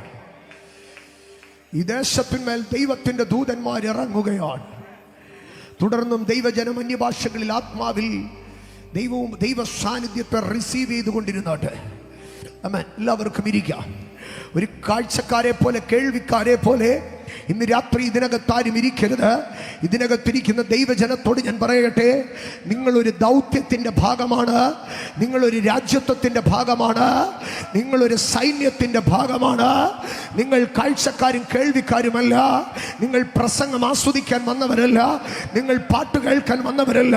നിങ്ങളൊരു രാജ്യത്തിന്റെ ഭാഗമാണ്, നിങ്ങളൊരു സൈന്യത്തിന്റെ ഭാഗമാണ്. നിങ്ങൾക്കൊരു ദൗത്യമുണ്ട്. ഇന്ന് രാത്രി അത് തിരിച്ചറിഞ്ഞ് ദൈവ സാന്നിധ്യത്തിൽ ഇരിക്കട്ടെ. ഇന്ന് രാത്രി പരിശുദ്ധാത്മാവ് ഇതിനകത്ത് ചിലരുടെ മേൽ നിയോഗങ്ങളെ കൈമാറി അവരെ ദൈവരാജ്യത്തിന് വേണ്ടി പ്രയോജനപ്പെടുത്തുവാൻ ലൈഫുകളെ ട്വിസ്റ്റ് ചെയ്യുന്ന, ജീവിതങ്ങളെ തിരിച്ചു മാറ്റുന്ന രാത്രിയാകുന്നുവെന്ന് ഇന്ന് രാത്രി പരിശുദ്ധാത്മാവിനോട് പറയുന്നു. ഞാൻ ശുശ്രൂഷയ്ക്ക് കയറുന്നതിന് മുമ്പേ അഭിഷക്തന്റെ അടുക്കൽ പറഞ്ഞു, ഞാൻ സാവകാശം ഇന്ന് രാത്രികാലം ഉപദേശം പറഞ്ഞുകൊണ്ട് നിൽക്കുകയുള്ളോ, നാളെ രാത്രിയെ ശുശ്രൂഷയിലേക്ക് കയറുകയുള്ളോ, അല്ലെങ്കിൽ ഒന്ന് ഓപ്പണായിട്ട് ശുശ്രൂഷിക്കുകയുള്ളൂ എന്ന്. എന്നാൽ ഞാൻ ദൈവവചനം പറഞ്ഞു തുടങ്ങുന്ന സമയത്ത് പരിശുദ്ധാത്മാവ് എൻ്റെ അടുക്കൽ എന്നെ ഭയങ്കരമായി സ്വാധീനിച്ചിട്ട് പറഞ്ഞു, ഇല്ല, ചിലതിനെ വെട്ടിമുറിച്ചിട്ട് നീ പ്രസംഗിച്ചാൽ മതിയെന്ന്. ഈ ദേശത്തിന്മേൽ ഒരു ആധിപത്യത്തെ ഉയർത്തുവാൻ പരിശുദ്ധാത്മാവ് ഇന്ന് രാത്രി എന്നോട് പറയുന്നു. ഞാൻ അതിൻ്റെ ഭാഗമായി ദൈവം എനിക്ക് നൽകിയ വാക്കുകൾ പറയുകയാണ്. നിങ്ങൾ ഇതിനകത്ത് പങ്കാളികളല്ല, നിങ്ങൾ വെറും സഹകാരികളല്ല, നിങ്ങൾ ദൈവരാജ്യവുമായി ദൈവ ദൗത്യവുമായി ഒരു പങ്കാളിത്തമുള്ളവരാണ്. You are the part of the commission of the kingdom of God. സ്തോത്രം. ഞാൻ വായിച്ച വേദഭാഗത്തിലേക്ക് കടന്നു വരികയാണ്. പൗലോസ് അവിടെ ചോദിക്കുകയാണ്, നിങ്ങൾ വിശ്വസിച്ചിട്ട് പരിശുദ്ധാത്മാവിനെ പ്രാപിച്ചുവോ? അടുത്തിരിക്കുന്നവരുടെ മുഖത്ത് നോക്കി ചിരിച്ചോണ്ടെന്ന് ചോദിച്ചേ. വിശ്വസിച്ചിട്ട് അമേൻ ഒന്ന് ചോദിച്ചേ. പലർക്കും ധൈര്യമില്ല ചോദിക്കാൻ. അമേൻ സുഖമാണോ എന്ന് ചോദിക്കാം. അമേൻ അടുത്തിരിക്കുന്നവരുടെ മുഖത്ത് നോക്കി പ്രൈസലോട് പറയാനല്ല, അടുത്തിരിക്കുന്നവരുടെ മുഖത്ത് നോക്കി ചങ്കുറപ്പോടെ ചോദിക്ക, വിശ്വസിച്ചിട്ട് പരിശുദ്ധാത്മാവിനെ പ്രാപിച്ചോ? ഇന്ന് രാത്രി അത് പ്രാപിച്ചെന്ന് പറയാൻ ചങ്കൂറ്റമുള്ള ദൈവജനം കരമുയർത്തി ഒരു ഹല്ലേലൂയ മുഴക്കട്ടെ. ജീസസ്, വിശ്വസിച്ചിട്ട് പരിശുദ്ധാത്മാവിനെ പ്രാപിച്ചോ? നിനക്ക് വിശ്വാസത്താൽ കാറ് കിട്ടിയോ? നിനക്ക് വിശ്വസിച്ചിട്ട് വീട് കിട്ടിയോ? നിനക്ക് വിശ്വസിച്ചിട്ട് പ്രസംഗിക്കാൻ അവസരം കിട്ടിയോ? നിനക്ക് വിശ്വസിച്ചിട്ട് മാസത്തിൻ്റെ 31 വരെ ജീവിക്കാൻ കാശ് കിട്ടിയോ? ഇതൊന്നും തമ്പുരാൻ ചോദിക്കുകയില്ല. തമ്പുരാൻ ചോദിക്കുന്ന ചോദ്യം ഇതാണ്, നീ വിശ്വസിച്ചിട്ട് പരിശുദ്ധാത്മാവിനെ പ്രാപിച്ചോ? ആമേ എന്ന് പറഞ്ഞാൽ അത് കിട്ടിയിട്ടേ വല്ലോ കാര്യമുള്ളന്നേ. ബൈബിളിൽ എവിടെയും വിശ്വസിച്ചിട്ട് സൗഖ്യം കിട്ടിയോ എന്ന് ചോദിക്കുന്നില്ല, വിശ്വസിച്ചിട്ട് വീട് കിട്ടിയോ എന്ന് ചോദിക്കുന്നു. അതൊക്കെ സീസണലാണ്, അതൊക്കെ ടെമ്പററിയാണ്. എന്നാൽ ഒരു മനുഷ്യന്റെ ജീവിതത്തിൽ ഏറ്റവും പരമപ്രധാന വിശ്വസിച്ചിട്ട് പരിശുദ്ധാത്മാവിനെ പ്രാപിച്ചോ? ആമേൻ. വളരെ രസകരമായിരിക്കുന്ന അനുഭവം അവർ പറഞ്ഞ മറുപടിയാണ്. അവർ പറഞ്ഞു, അങ്ങനെ ഒരു സാധനം ഉണ്ടെന്ന് പോലും ഞങ്ങൾ കേട്ടിട്ടില്ല. പക്ഷേ ഇവരാരാണെന്നറിയാമോ? അവിടെ പറയുന്നത് എഫെസോസിൽ എത്തിച്ചില്ല ശിഷ്യന്മാരെ കണ്ടു.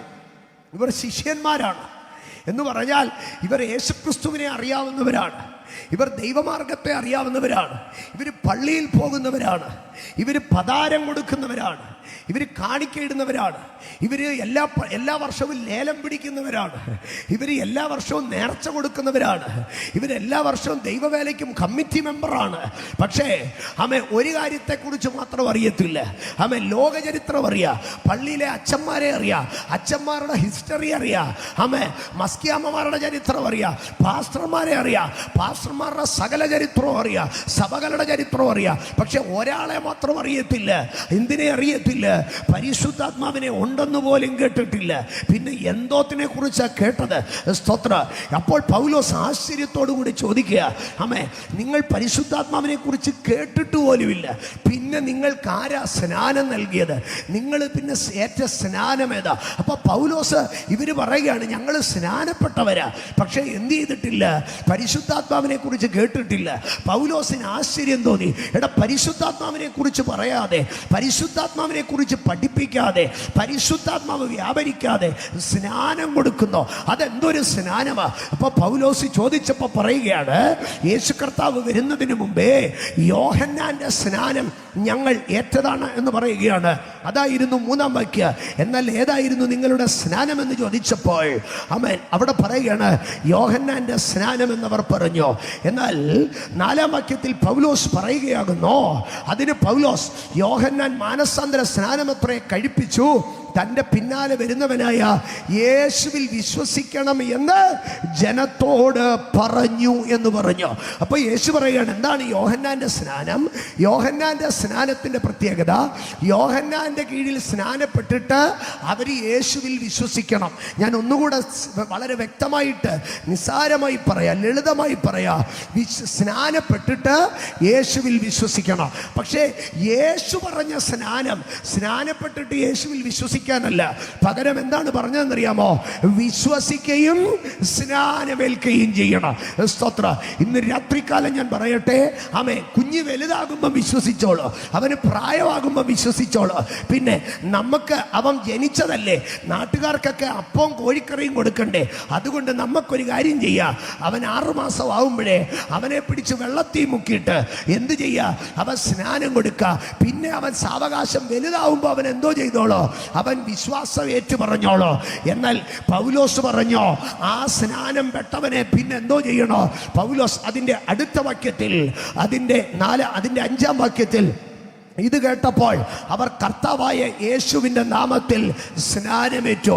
ഞാനപ്പോൾ അടുത്ത ചോദ്യം ചോദിക്കുകയാണ്, അവരെത്ര പ്രാവശ്യം സ്നാനമേറ്റു? 2 പ്രാവശ്യം സ്നാനമേറ്റു. ഇന്ന് അനേക ക്രൈസ്തവ പാരമ്പര്യ പൗരസ്ത്യ നാമധേയ സഭകൾ മനുഷ്യനെ പറ്റിക്കുന്ന പരിപാടി എന്താണെന്നറിയാമോ? സ്നാനം ഏകമാണ് എന്ന് പറഞ്ഞുകൊണ്ട്. എൻ്റെ സഹോദരങ്ങളെ, സ്നാനം ഏകമാണ്. പക്ഷേ ഒരു കാര്യം ഞാൻ പറയാം, സ്നാനം ഏകമാണ്, പക്ഷെ അത് ശരിയായ സ്നാനമല്ല എങ്കിൽ നീ ഒന്നും കൂടെ സ്നാനപ്പെട്ടേ പറ്റത്തുള്ളൂ. വിശ്വസിക്കുകയും സ്നാനമേൽക്കുകയും ചെയ്യുന്നവൻ രക്ഷിക്കപ്പെടും. നീ വിശ്വസിക്കാതെ, നീ പാപങ്ങളെ ഏറ്റുപറയാതെ, നിന്റെ മനോബോധത്തോടുകൂടെ സ്തോത്ര സ്വന്തമായി ഏറ്റുപറയാതെ, വിശ്വസിക്കാതെ, നിന്റെ സ്വന്തം മനോബോധത്തോടെ അല്ല നീ സ്നാനപ്പെട്ടതെങ്കിൽ, ഇന്ന് രാത്രി ഞാൻ പറയട്ടെ, ആ സ്നാനം കൊണ്ട് തീരെ പ്രയോജനമില്ലെന്ന് ഞാൻ പറയത്തില്ല. അത് കുടുംബത്തിന്റെ കൂട്ടായ്മയ്ക്കൊക്കെ നല്ലതാ. ഒരു കുഞ്ഞ് ജനിച്ചാല് വീട്ടിലെല്ലാവർക്കും വിരുന്ന് കൊടുക്കണ്ടേ? 28 കെട്ടുമ്പോൾ, മാമോദിസ മുക്കുമ്പോ, അന്നേരമൊക്കെ സ്തോത്ര പള്ളിക്ക് കൊടുക്കേണ്ടതും കൊടുക്കാം, കുടുംബക്കാർക്ക് കൊടുക്കേണ്ടതിനും കൊടുക്കുക. അങ്ങനെ എന്തെങ്കിലും കുടുംബക്കാർക്കും പള്ളിക്കാർക്കും പ്രയോജനമുണ്ടായിട്ടുണ്ട് എന്നല്ലാതെ നീ ഏറ്റ വിശ്വസിക്കാത്ത സ്നാനം കൊണ്ട് നിന്റെ ആത്മാവിനോ, നിന്റെ മേലുള്ള രക്ഷാപദ്ധതിക്കോ, നിന്റെ മേലുള്ള ദൈവരാജ്യത്തിന്റെ നിയോഗത്തിനോ, നീയും ദൈവവുമായിട്ടുള്ള ബന്ധത്തിനോ 5 പൈസയുടെ പ്രയോജനം ഉണ്ടായിട്ടില്ല. എന്തെങ്കിലും പ്രയോജനം ഉണ്ടാകണമെങ്കിൽ നീ വിശ്വസിക്കുകയോ പാപങ്ങളെ ഏറ്റുപറയുകയും ചെയ്തിട്ട് സ്തോത്ര നീ സ്നാനപ്പെട്ടേ മതിയാകത്തുള്ളൂ. അവർ 2ാമത് സ്നാനമേറ്റു. അങ്ങനെ സ്നാനമേറ്റ് കഴിയുമ്പോൾ അടുത്ത ഭാഗത്തിൽ നമുക്ക് കാണുവാൻ കഴിയുന്നത് സ്തോത്രം അടുത്ത ഭാഗത്തിൽ 6-ാം വാക്യത്തിൽ പൗലോസ് അവരുടെ മേൽ കൈവച്ചപ്പോൾ പരിശുദ്ധാത്മാവ് അവരുടെ മേൽ വന്നു. അവർ അന്യഭാഷകളിൽ സംസാരിക്കുകയും പ്രവചിക്കുകയും ചെയ്തു. അപ്പോൾ പരിശുദ്ധാത്മാവ് ഒരുത്തന്റെ മേൽ വന്നു എന്ന് എങ്ങനെയാണ് അറിയുന്നത്? എൻ്റെ സഹോദരങ്ങളെ, ഇന്ന് രാത്രി ഇതിനകത്ത് കരണ്ട് പോയി കഴിഞ്ഞാൽ മീറ്ററിൽ പോയി നോക്കണ്ട കരണ്ട് പോയോ എന്ന്. പകരം ഇതിനകത്ത് ലൈറ്റുകൾ ഓഫാകുമ്പോൾ പറയുക, ലൈറ്റ് ഓഫായെന്ന് ആരും പറയത്തില്ല, മൈക്ക് ഓഫായെന്ന് ആരും പറയത്തില്ല, കരണ്ട് പോയെന്നേ പറയത്തുള്ളൂ. പക്ഷെ ഇതിനകത്ത് ലൈറ്റ് കത്തിയാൽ ഉടനെ മനുഷ്യരെന്ത് പറയുന്നറിയോ? ആ കരണ്ട് വന്നെന്ന്. എപ്പോഴെങ്കിലും നിങ്ങൾ ലൈറ്റ് വന്നെന്ന് പറഞ്ഞിട്ടുണ്ടോ?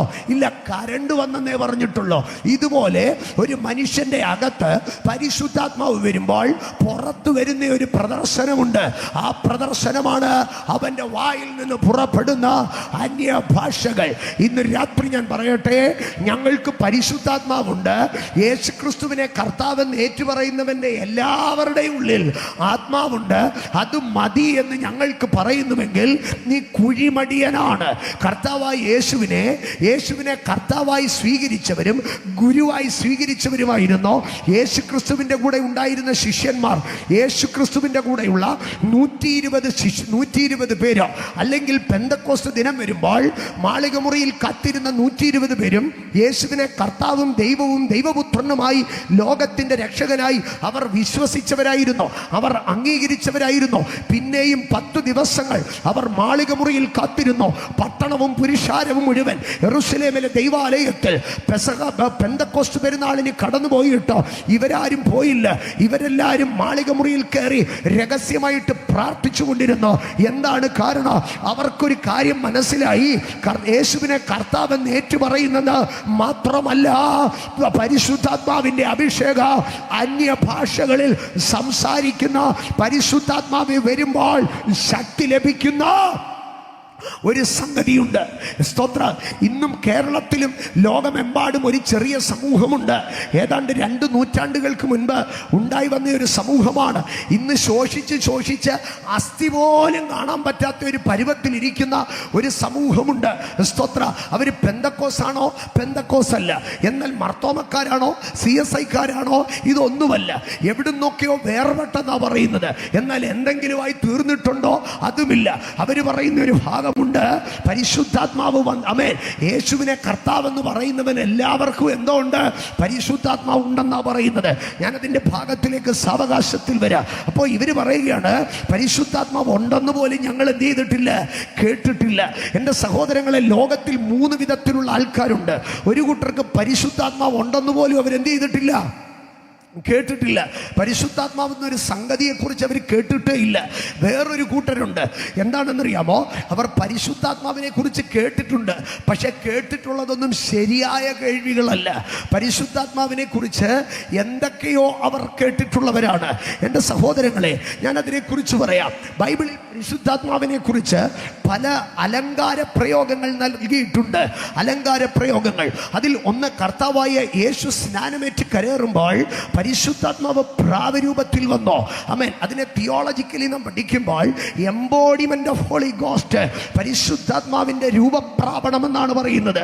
പരിശുദ്ധാത്മാവ് പ്രാവരൂപത്തിൽ വന്നോ. ആകയാൽ ഒരു കൂട്ടർ കരുതുന്നുണ്ട് പ്രാവാണ് പരിശുദ്ധാത്മാവെന്ന്. ആകയാൽ പള്ളിയിൽ അവർ പ്രാവിന്റെ രൂപം വരച്ചു വെക്കോ, പ്രാവിന്റെ പ്രതിമയുണ്ടാക്കി വെക്കോ. ആമേൻ. എന്നിട്ട് പറയും ഇതാണ് പരിശുദ്ധാത്മാവെന്ന്.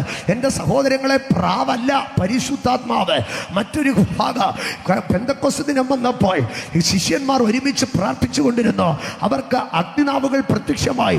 തീജ്വാലയിൽ അവർ ദൈവ സാന്നിധ്യത്തെ കണ്ടു. കർമ്മേലിന്റെ കൊടുമുടിയിൽ തീ ഇറങ്ങി. അത് തീ എന്ന് പറയുന്നത് ദൈവത്തിന്റെ പരിശുദ്ധാത്മാവിന്റെ ഒരു ആലങ്കാരിക പ്രയോഗമാണ്. തീ ശുദ്ധീകരിക്കുന്നതാണ്, തീ സംഹരിക്കുന്നതാണ്. ആമേൻ. തീ ഒരു സാധനത്തെ രൂപം മാറ്റുന്നതാണ്. അങ്ങനെ അത് പരിശുദ്ധാത്മാവിന്റെ ഗുണഗണങ്ങൾ ഉൾക്കൊള്ളുന്നതാണ് തീ. തീക്ക് ഒരു സാധനത്തെ നശിപ്പിക്കുവാൻ കഴിയോ? പാപത്തെ നശിപ്പിക്കുവാൻ കഴിയോ? സ്തോത്ര. പച്ചയായ മാംസത്തെ രുചികരമാക്കി മാറ്റുവാൻ തീക്ക് കഴിയോ? എന്ന് പറഞ്ഞാൽ ജഡിക സ്വഭാവത്തെ സൽഗുണമാക്കി മാറ്റുവാൻ തീക്ക് കഴിയോ? സ്തോത്ര. തീക്ക് കല്ലുപോലെ ഇരിക്കുന്ന മെഴുകിനെ രൂപഭാഗം മാറ്റുവാൻ കഴിയോ? സ്തോത്ര. കരിപിടിച്ചിരിക്കുന്ന സ്വർണത്തിൽ നിന്ന് ഒരു ശുദ്ധിയുള്ളതിനെ എടുക്കുവാൻ കഴിയോ? ഇതൊക്കെ തീയുടെ പ്രോപ്പർട്ടീസ്, ആട്രിബ്യൂട്ട്സ് ആണ്. ഈ സ്വഭാവങ്ങൾ പരിശുദ്ധാത്മാവിനുള്ളത് കൊണ്ട് പരിശുദ്ധാത്മാവിൻ്റെ ഒരു സാദൃശ്യമായി തീയെ പഠിപ്പിക്കുകയാണ്. അതുകൊണ്ട് പരിശുദ്ധാത്മാവ് തീയല്ല, പരിശുദ്ധാത്മാവിൻ്റെ സാദൃശ്യം മാത്രമാണ് എന്ത്? തീ എന്ന് പറയുന്നത്. ഇനി മറ്റൊരു ഭാഗം എന്ന് പറയുന്നത് പരിശുദ്ധാത്മാവിനെ എണ്ണയായിട്ട് ഉപമിച്ചിട്ടുണ്ട്. പരിശുദ്ധാത്മാവ് പഴയ നിയമത്തിൽ പുരോഹിതന്മാരുടെ മേലോ രാജാക്കന്മാരുടെ മേലെ എണ്ണ പൂശുമായിരുന്നു. അത് പരിശുദ്ധാത്മാവിൻ്റെ നിഴലായിരുന്നു. കാരണം എണ്ണ ഒരു ഫലത്തിൽ നിന്ന് ചക്കിനകത്ത് ചതച്ചെടുക്കുമ്പോഴാണ് എണ്ണ വെളിയിൽ വരുന്നത്.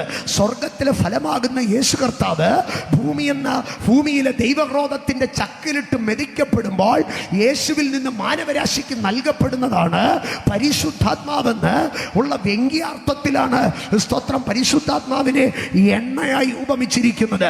അതുകൊണ്ട് ഇന്നും ചില ക്രൈസ്തവ പാരമ്പര്യക്കാര് കുപ്പിക്കകത്ത് എണ്ണ പൊതിഞ്ഞുകൊണ്ട് നടക്കുക. അത് പരിശുദ്ധാത്മാവാണെന്ന് പറഞ്ഞ് കൊച്ചുങ്ങളെ മാമോദിസ മുക്കുമ്പോ തലയിൽ ഒരു തുള്ളി മുറൻ പുരട്ടിയിട്ട് പറയാ അവൻ ആത്മാവ് കിട്ടിയെന്ന്. എണ്ണയ്ക്കകത്തല്ല അച്ചോ ആത്മാവിരിക്കുന്നത്. സ്തോത്ര. മരിക്കാൻ കിടക്കുന്ന അമ്മച്ചിക്ക് അന്ത്യകൂദാശ നൽകുമ്പോൾ എണ്ണ പുരട്ടിയിട്ട് പറയുക അമ്മച്ചിയുടെ മേൽ ആത്മാവ് വന്നെന്ന്. ഇന്ന് രാത്രി ഞാൻ പറയട്ടെ, അച്ഛൻ്റെ കുപ്പായത്തിനകത്ത് കിടക്കുന്ന കുപ്പിക്കകത്ത് ഒതുങ്ങുന്നതല്ല പരിശുദ്ധാത്മാവ്. അത് അച്ഛൻ്റെ എന്നല്ല, ഞങ്ങൾ പാസ്റ്റർമാരുടെ കുപ്പായത്തിലെ കുപ്പിക്കകത്ത് ഒതുങ്ങുന്നതല്ല ദൈവത്തിൻ്റെ പരിശുദ്ധാത്മാവ്. ആകയാൽ പരിശുദ്ധാത്മാവ് തീയല്ല, പരിശുദ്ധാത്മാവ് എണ്ണയല്ല, പരിശുദ്ധാത്മാവ് സ്തോത്ര പ്രാവല്ല. ഇനിയും പരിശുദ്ധാത്മാവിനെ അങ്ങനെയാണെങ്കിൽ പരിശുദ്ധാത്മാവിനെ കർത്താവ് പറഞ്ഞിരിക്കുന്നത് അത് കാറ്റെന്നാണ് പറഞ്ഞിരിക്കുന്നത്. അമ്മേ, 1-ാം നൂറ്റാണ്ടിൽ കൊടിയ കാറ്റടിച്ചു എന്നാണ് പറയുന്നത്. അങ്ങനെയാണെങ്കിൽ മാമോദിസ മുക്കി കഴിയുമ്പോ ആകാശത്ത് നിന്ന് കാറ്റിനെ വിളിച്ച് പിള്ളേരുടെ മേൽ അടിച്ചു വിടണോ? മരിക്കാൻ കിടക്കുന്ന അമ്മച്ചിയുടെ ജനല് തുറന്ന് കാറ്റ് കയറ്റി വിടണോ? നടക്കുവോ? നിങ്ങൾക്ക് നടക്കുകയില്ല. ആകയാൽ കാറ്റ്, എണ്ണ, തീയ് ഇതൊക്കെ പരിശുദ്ധാത്മാവിന്റെ ഉപമാനങ്ങൾ മാത്രമാണ്. എൻ്റെ സഹോദരങ്ങളെ, എണ്ണ മാത്രമല്ല പരിശുദ്ധാത്മാവായിട്ടൊന്നും പഠിപ്പിക്കുന്നത്. ലൂക്കോസിന്റെ സുവിശേഷം 24-ാം അധ്യായം അതിൻ്റെ 49-ാം വാക്യത്തിൽ യേശു കർത്താവ് പറയുന്ന ഒരു വാക്കുണ്ട്, നിങ്ങൾ ഉയരത്തിൽ നിന്ന് ശക്തി ധരിക്കുമ്പോൾ. അപ്പോൾ പരിശുദ്ധാത്മാവിൻ്റെ ശക്തിയെ എന്തായിട്ടാണ് പഠിപ്പിക്കുന്നത്? വസ്ത്രമായിട്ടാണ് പഠിപ്പിക്കുന്നത്. ഇതെല്ലാം ആലങ്കാരിക പ്രയോഗങ്ങളാണ്. ഇനിയും അടുത്ത ഭാഗത്തിലേക്ക് വരുമ്പോൾ പരിശുദ്ധാത്മാവിനാൽ നിങ്ങളെ മുദ്രയിട്ടിരിക്കുന്നു. ഒരു അധികാരത്തിൻ്റെ സംരക്ഷണമായിട്ടാണ് പരിശുദ്ധാത്മാവിനെ പറയുന്നത്. വീണ്ടും പറയുകയാണ് അതൊരു എഗ്രിമെന്റ് പേപ്പർ ആകുന്നുവെന്ന്. ആകയാൽ പരിശുദ്ധാത്മാവിൻ്റെ ഉപമാനങ്ങൾ അനേകമുണ്ട്. പക്ഷെ അതൊന്നും പരിശുദ്ധാത്മാവെന്ന യാഥാർത്ഥ്യമല്ല. അതൊക്കെ പരിശുദ്ധാത്മാവിൻ്റെ ഉപമാനങ്ങൾ മാത്രമാണ്. എൻ്റെ സഹോദരങ്ങളെ, ഇവിടെ സമീപത്തുള്ള കടൽപ്പുറത്ത് നിന്ന്, കടൽ തീരത്ത് നിന്ന് ഞാനൊരു പാത്രത്തിൽ ഒരല്പം ഉപ്പുജലം കൊണ്ടുവന്ന്, സമുദ്രജലം കൊണ്ടുവന്ന് നിങ്ങളുടെ വീട്ടിൽ വെച്ചിട്ട് ഇത് സമുദ്രമാണെന്ന് പറഞ്ഞാൽ നിങ്ങൾ വിശ്വസിക്കുമോ? ഒരിക്കലും വിശ്വസിക്കാൻ കഴിയത്തില്ല. അതുപോലെ തീയെന്ന്, കാറ്റെന്നും എണ്ണയെന്നും പ്രാവെന്നും ഒക്കെ പറയുന്നത് സമുദ്രജലം പാത്രത്തിലെടുക്കുന്നത് പോലെ മാത്രമാ. ഇന്ന് രാത്രി ഞാൻ പറയട്ടെ, കുപ്പിക്കകത്ത് എണ്ണ പൊതിഞ്ഞുകൊണ്ട് നടന്ന് പരിശുദ്ധാത്മാവാണെന്ന് പറയുന്നെങ്കിൽ നീ സമുദ്രത്തിൽ നിന്ന് വെള്ളം പാത്രത്തിൽ കോരി വീട്ടിൽ കൊണ്ടുവന്ന് ഇത് സമുദ്രമാണെന്ന് പറഞ്ഞ് മനുഷ്യനെ കളിപ്പിക്കുന്ന, എൻ്റെ സാധാരണ ഭാഷയിൽ പറഞ്ഞ ഭൂലോക ഉടായിപ്പാണ്. പൗരോഹിത്യം ഉടായിപ്പാക്കരുത്. ദൈവത്തിന്റെ പരിശുദ്ധാത്മാവിനെ തെറ്റായി പഠിപ്പിക്കരുത്. പരിശുദ്ധാത്മാവ് എണ്ണയും കുഴമ്പുമല്ല. പരിശുദ്ധാത്മാവ് സ്വർഗത്തിൽ നിന്ന് നേരിട്ട് ഒരു മനുഷ്യന്റെ മേൽ ഇറങ്ങുന്നതാണ്. സ്തോത്രം. എൻ്റെ സഹോദരങ്ങളെ, ഈ പരിശുദ്ധാത്മാവിനെ കുറിച്ച് എങ്ങനെ അറിയാൻ പറ്റുമോ? സ്തോത്രം. പരിശുദ്ധാത്മാവിനെ കുറിച്ച് ഞാൻ ഒരാഴ്ച നിന്നിവിടെ നിന്ന് പ്രസംഗിച്ചാലും ഒരു കോണുപോലും തീരത്തില്ല. 2 മണിക്കൂർ വീതം ഒരാഴ്ച ഞാനിവിടെ നിന്ന് പ്രസംഗിച്ചാലും പരിശുദ്ധാത്മാവിനെ കുറിച്ച് എല്ലാം പഠിപ്പിച്ച് തീരത്തില്ല. സ്തോത്ര. ആകയാൽ പരിശുദ്ധാത്മാവിനെ പിന്നെ എങ്ങനെയാണ് അറിയാൻ കഴിയുന്നത്? സ്തോത്ര. യോഹന്നാന്റെ സുവിശേഷം 14-ാം അധ്യായം അതിൻ്റെ 17-ാം വാക്യത്തിലേക്ക് വരുമ്പോൾ അവിടെ പറയുന്നത് ഇങ്ങനെയാണല്ലോ. യോഹന്നാന്റെ സുവിശേഷം 14-ാം അധ്യായം അതിന്റെ 17-ാം വാക്യം അവിടെ ഇങ്ങനെയാണ് പറയുന്നത്, ലോകം അവനെ കാണുകയോ അറിയുകയോ ചെയ്യായികയാൽ അതിന് അവന് ലഭിപ്പാൻ കഴിയുകയില്ല. ഞാൻ ഒന്നാമതായി പറയട്ടെ, പരിശുദ്ധാത്മാവിനെ ഒരു മനുഷ്യന് ലഭിക്കണമെങ്കിൽ ആദ്യം അവൻ എന്ത് ചെയ്യണോ? ആ പരിശുദ്ധാത്മാവിനെ കാണുകയും അറിയുകയും ചെയ്യണം. ഇന്ന് അനേകർക്കും പരിശുദ്ധാത്മാവിനെ ലഭിക്കാത്തതിന്റെ കാരണം പരിശുദ്ധാത്മാവിനെ പരിചയമില്ലാത്തത് കൊണ്ട്. പരിചയമുള്ളവർക്കുടെ അടുക്കൽ മാത്രമേ എന്ത് ചെയ്യത്തുള്ളൂ? പരിശുദ്ധാത്മാവ് വരത്തുള്ളൂ. എന്നാൽ അടുത്ത വാക്യം അടുത്ത ഭാഗം നിങ്ങളൊന്ന് ശ്രദ്ധിച്ചേ. നിങ്ങളോ അവൻ നിങ്ങളോടുകൂടെ വസിക്കുകയും നിങ്ങളിൽ ഇരിക്കുകയും ചെയ്യുന്നത് കൊണ്ട് അവനെ അറിയുന്നു. അപ്പൊ ഇത് രണ്ടും കോൺട്രഡിക്ടറി ആണ്. ആരംഭത്തിങ്കൽ പറയുകയാണ് പരിചയമുള്ളവന്റെ അടുക്കലേ പരിശുദ്ധാത്മാവ് വരത്തുള്ളൂ. എന്നിട്ട് അടുത്തതായിട്ട് പറയുകയാണ് അവൻ നിങ്ങളിൽ ഇരിക്കുകയും നിങ്ങളോട് കൂടെ ഇരിക്കുകയും ചെയ്യുന്നത് കൊണ്ട് നിങ്ങൾ അവനെ അറിയുന്നു. അതാണ് ഞാൻ മുൻപേ പറഞ്ഞത്. ഒരാഴ്ച മുഴുവനും ഇവിടെ നിന്ന് ഞാൻ പരിശുദ്ധാത്മാവിനെ കുറിച്ച് പ്രസംഗിച്ചാലും എള്ളോളം നിങ്ങൾക്ക് ഗ്രഹിക്കാൻ കഴിയത്തില്ല. കാരണം പരിശുദ്ധാത്മാവ് കൂടിയിരിക്കുകയോ പരിശുദ്ധാത്മാവിനെ അനുഭവിക്കുകയും ചെയ്താൽ മാത്രമേ എന്ത് ചെയ്യാൻ കഴിയത്തുള്ളൂ? പരിശുദ്ധാത്മാവിനെ അനുഭവിക്കാൻ കഴിയത്തുള്ളൂ, പരിശുദ്ധാത്മാവിനെ അറിയുവാൻ കഴിയത്തുള്ളൂ. പൗലോസ് പരിശുദ്ധാത്മാവിനെ കുറിച്ച് ജനത്തെ പഠിപ്പിക്കുവാൻ പരിശ്രമിച്ചോ. അവസാനം സുല്ലിട്ടിട്ട് പരിശുദ്ധാത്മാവ് ഒരു കാര്യം പറഞ്ഞു, അവന്റെ ശക്തിയുടെ അളവറ്റ വലുപ്പം ഇന്നതെന്ന് തിരിച്ചറിയേണ്ടതിന് പൗലോസ് പറയുകയാണ്, ഞാൻ അളക്കാവുന്ന വിധത്തിലെല്ലാം അതൊന്ന് അളന്നു നോക്കി, അമ്മേ നിങ്ങളെ ഒന്ന് പഠിപ്പിക്കാൻ എല്ലാ വിധത്തിലും നോക്കി. അവസാനം എനിക്കൊരു കാര്യം മനസ്സിലായി, പരിശുദ്ധാത്മാവ് എൻ്റെ ബുദ്ധിയുടെ അളവുകോലിൽ ഒതുങ്ങുന്നതല്ല, അത് ബുദ്ധിക്കെത്താത്തതാണ്, അത് അളവുകോലുകൾക്ക് ഒതുങ്ങാത്തതാണ്. അവൻ്റെ ശക്തിയുടെ അളവറ്റ വലിപ്പ്. ഇന്ന് രാത്രി ഞാൻ പരിശുദ്ധാത്മാവിൻ്റെ പ്രാധാന്യമേറിയ 3 ഭാഗങ്ങളെ പറഞ്ഞ് അവസാനിപ്പിക്കുക. നാളെ രാത്രി പരിശുദ്ധാത്മാവിൻ്റെ ദൗത്യങ്ങളിലേക്ക് കിടക്കുക. ചില നാളുകൾക്ക് ശേഷമാണ് ഞാൻ അടുപ്പിച്ച് 2 രാത്രി ശുശ്രൂഷിക്കുന്നത് ഒരു സബ്ജക്റ്റിനെ കുറിച്ച്. എനിക്ക് ഒത്തിരി സന്തോഷമുണ്ട്. സ്തോത്ര. ആകയാലൊന്ന് നിന്ന് പഠിപ്പിക്കാൻ കഴിയുമല്ലോ. ആകയാൽ ഇത് കേവലം ഒരു വിടുതൽ യോഗമായിട്ടല്ല, അതിലുപരിയായി പരിശുദ്ധാത്മാവിൻ്റെ ആഴത്തിലേക്കൊന്ന് ഇറങ്ങാൻ ഞാൻ കൊതിക്കുകയാണ് അതിനായിട്ട്. സ്തോത്ര. എനിക്കിന്ന് രാത്രി പരിചയപ്പെടുത്താൻ ഏറ്റവും ഇഷ്ടമുണ്ട് പരിശുദ്ധാത്മാവിനെ പരിചയപ്പെടുത്തുവാൻ. പരിശുദ്ധാത്മാവിനെ കുറിച്ച് ഞാൻ ഒന്നാമത് പറയട്ടെ, പരിശുദ്ധാത്മാവ് എന്ന് പറയുന്നത് ഒരു സാധനമല്ല. പരിശുദ്ധാത്മാവ് എന്ന് പറയുന്നത് ഒരു വ്യക്തിയാണ്. 3 കാര്യങ്ങളെ കുറിച്ച് ഇന്ന് രാത്രി ഞാൻ പറഞ്ഞ് അവസാനിപ്പിക്കാം വേഗത്തിൽ. ഒന്ന്, പരിശുദ്ധാത്മാവ് ഒരു വ്യക്തിയാണ്. സ്തോത്ര. പരിശുദ്ധാത്മാവ് ഒരു സാധനമല്ല, പരിശുദ്ധാത്മാവ് ഒരു വ്യക്തിയാണ്. യോഹന്നാന്റെ സുവിശേഷം 14-ാം അധ്യായം അതിന്റെ 26-ാം വാക്യത്തിലേക്ക് വരുമ്പോൾ, യോഹന്നാൻ 14:26 അവിടെ ഇങ്ങനെയാണ് എഴുതിയിരിക്കുന്നത്, എങ്കിലും പിതാവ് എൻ്റെ നാമത്തിൽ അയപ്പാനുള്ള പരിശുദ്ധാത്മാവെന്ന കാര്യസ്ഥൻ നിങ്ങൾക്ക് സകല ഉപദേശിച്ച് തരികയോ ഞാൻ നിങ്ങളോട് പറഞ്ഞതൊക്കെയോ നിങ്ങളെ ഓർമ്മപ്പെടുത്തുകയും ചെയ്യോ. ആമേൻ. അവിടെ പറയുന്നത് he shall teach you all things എന്നാണ് പറയുന്നത്. അവിടെ പറയുന്നത് ഹി ഷാൽ, അവൻ എന്നാണ് പറയുന്നത്. യേശു കർത്താവ് പരിശുദ്ധാത്മാവിനെ എവിടെയൊക്കെ പറഞ്ഞിട്ടുണ്ടെങ്കിലോ അത് നിങ്ങളുടെ മേൽ വരുമ്പോഴെന്ന് പറഞ്ഞിട്ടില്ല, അത് നിങ്ങളോട് സംസാരിക്കുമെന്ന് പറഞ്ഞിട്ടില്ല. അത് ഇറ്റ് എന്നൊരു വേർഡ്, ഇംഗ്ലീഷിൽ ഇറ്റെന്നോ ദാറ്റെന്നോ ഒരു വേർഡ് പരിശുദ്ധാത്മാവിന് യേശു ഒരിക്കൽ പോലും പറഞ്ഞിട്ടില്ല. പകരം യേശു പറഞ്ഞിട്ടുള്ള വാക്ക് മുഴുവന് ഹി എന്നൊരു വേർഡാണ്. ആകയാൽ പരിശുദ്ധാത്മാവിനെ യേശു ഒരു ആളത്വമായിട്ടാണ് പറഞ്ഞത്. ഇന്ന് രാത്രി എന്നെ കേൾക്കുന്നവരോട് ഞാൻ പറയട്ടെ, പരിശുദ്ധാത്മാവ് ഒരു സാധനമല്ല, പരിശുദ്ധാത്മാവ് ഒരു ആളാണ്. ആ ആളിനെയാണ് ഇന്ന് അനേകരും കുപ്പിയിലാക്കി എണ്ണയാക്കി കൊണ്ട് നടക്കുന്നതെന്ന് ഞാൻ മുമ്പേ പറഞ്ഞത്. പരിശുദ്ധാത്മാവ് ഒരു ആളാണ്.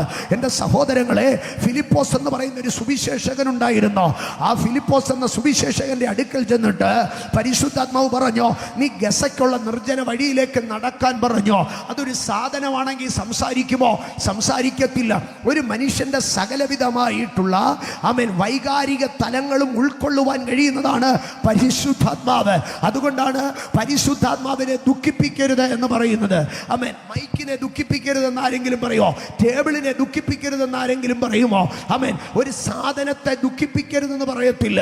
പക്ഷേ ഇവിടെ പറയുകയാണ് പരിശുദ്ധാത്മാവിനെ ദുഃഖിപ്പിക്കരുത്. അപ്പോൾ പരിശുദ്ധാത്മാവ് ആരാണ്? ഒരു വ്യക്തിയാണ്.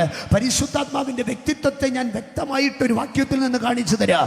യോഹന്നാന്റെ സുവിശേഷം 16-ാം അധ്യായം 8-ാം വാക്യം. അവിടെ ഇങ്ങനെയാണ് പറയുന്നത്, അവൻ വന്ന്, അത് വന്നെന്നല്ല പറയുന്നത്, അവൻ വന്ന് പാപത്തെയും നീതിയെയും ന്യായവിധിയെയും കുറിച്ച് ലോകത്തിന് ബോധം വരുത്തുക.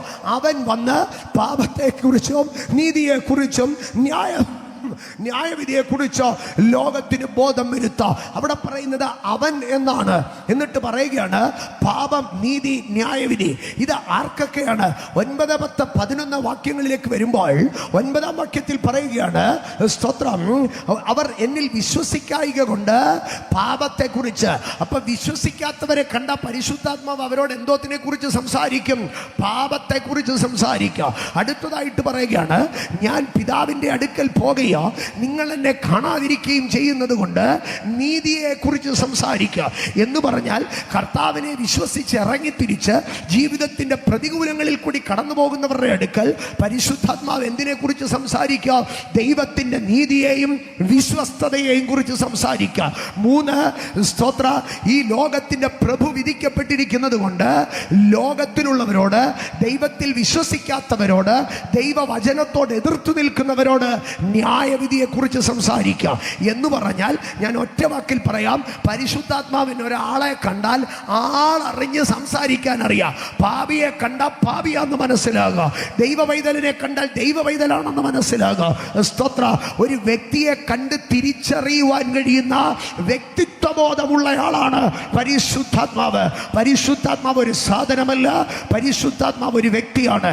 അങ്ങനെയെങ്കിൽ ഞാൻ പരിശുദ്ധാത്മാവിന്റെ the first attribute of Holy Ghost, പരിശുദ്ധാത്മാവ് ആളത്വമുള്ളവനാണ്. ഒന്നാമതായി ഞാൻ പറയൂ, പരിശുദ്ധാത്മാവ് ആളത്വമുള്ളവനാണ്. എന്നോട് ചേർന്നൊന്ന് പറഞ്ഞേ, പരിശുദ്ധാത്മാവ് ആളത്വമുള്ളവനാണ്. അടുത്തിരിക്കുന്നവർക്ക് കൈ കൊടുത്തിട്ടൊന്ന് പറഞ്ഞേ, പരിശുദ്ധാത്മാവ് ആളത്വമുള്ളവനാണ്. ഇന്ന് രാത്രി 2 കാര്യങ്ങൾ കൂടെ ഞാൻ പറയാം. 1, പരിശുദ്ധാത്മാവ് ആളത്വമുള്ളവനാണ്. 2, പരിശുദ്ധാത്മാവ് ദൈവത്വമുള്ളവനാണ്. എന്താണ് പരിശുദ്ധാത്മാവിന്റെ ദൈവത്വത്തിന്റെ പ്രത്യേകത? എൻ്റെ സഹോദരങ്ങളെ, പരിശുദ്ധാത്മാവിനെ കുറിച്ച് പറയുമ്പോൾ പരിശുദ്ധാത്മാവ് ഒരു സഭയുടെ വകയല്ല, പരിശുദ്ധാത്മാവ് ഒരു സംഘടനയുടെ വകയല്ല. നിങ്ങളിൽ പലരും ചിന്തിക്കുന്നുണ്ടായിരിക്കാം, ഈ പരിശുദ്ധാത്മാവ് പെന്തക്കോസുകാരുടെ ആണെന്ന്. ഒരു പെന്തക്കോസുകാരൻ്റെ അല്ലെന്നേ പരിശുദ്ധാത്മാവ്, ഒരു പാസ്റ്ററുടെ അല്ല പരിശുദ്ധാത്മാവ്. ഇന്ന് രാത്രി പരിശുദ്ധാത്മാവ് എൻ്റെ ആണെന്ന് പറയാൻ കഴിയുന്ന ഒരു പെന്തക്കോസുകാരന് ഉലകത്തിലില്ലെന്നേ. പിന്നെ ആരുടേതാണ് പരിശുദ്ധാത്മാവ്? റോമാലേഖനം 8-ാം അധ്യായം 9-ാം വാക്യത്തിലേക്ക് വരുമ്പോൾ, റോമാലേഖനം 8-ാം അധ്യായം 9-ാം വാക്യത്തിൽ പറയുകയാണ്, നിങ്ങളോ ദൈവത്തിന്റെ ആത്മാവ് നിങ്ങളിൽ വസിക്കുന്നു. ദൈവത്തിന്റെ ആത്മാവ്. അപ്പോൾ ഈ പരിശുദ്ധാത്മാവ് ആരുടേതാണ്? അത് ദൈവത്തിന്റെ ആത്മാവാണ്. ഇന്ന് രാത്രി പരിശുദ്ധാത്മാഭിഷേകം പ്രാപിച്ച ദൈവമക്കൾ എത്ര പേർ തിരിച്ചറിയുന്നു ഇത് ദൈവത്തിന്റെ പരിശുദ്ധാത്മാവാണ്? അതുകൊണ്ടാണ് പൗലോസ് പറഞ്ഞത്, എങ്കിലും ഈ അത്യന്ത ശക്തി ഞങ്ങളുടെ സ്വന്തമല്ല, ദൈവത്തിന്റെ ദാനമത്രേ. The Holy Spirit is of God. പരിശുദ്ധാത്മാവ് ദൈവത്തിൻ്റെതാണ്. പരിശുദ്ധാത്മാവ് ദൈവത്തിൻ്റെത്. എൻ്റെ സഹോദരങ്ങളെ, അതുകൊണ്ടാണ് 1 കൊരിന്ത്യർ 3:16 വരുമ്പോൾ പറയുകയാണ്, നിങ്ങൾ ദൈവത്തിൻ്റെ മന്ദിരമെന്നോ ദൈവത്തിൻ്റെ ആത്മാവ് നിങ്ങളിൽ വസിക്കുന്നുവെന്നും പറയുന്നില്ലയോ? അപ്പോൾ പരിശുദ്ധ ആത്മാവ് ദൈവത്തിൻ്റെ ആത്മാവാകുന്നുവെങ്കിൽ ആ ദൈവത്തിൻ്റെ ആത്മാവ് ഒരുവനിലേക്ക് പകർന്നു കഴിഞ്ഞാൽ അവൻ്റെ ശരീരം കൂടെ ദൈവം എന്താക്കുകയാണ്? തൻ്റേതാക്കുകയാണ്. ഇന്ന് രാത്രി ഞാൻ വിഷയത്തിൻ്റെ അടുത്ത ഭാഗത്തിലേക്ക് കയറുകയാണ്. പരിശുദ്ധാത്മാവ് ദൈവത്വമാണ്. ആമേൻ. പരിശുദ്ധാത്മാവ് ദൈവത്തിൻ്റെതാണ്.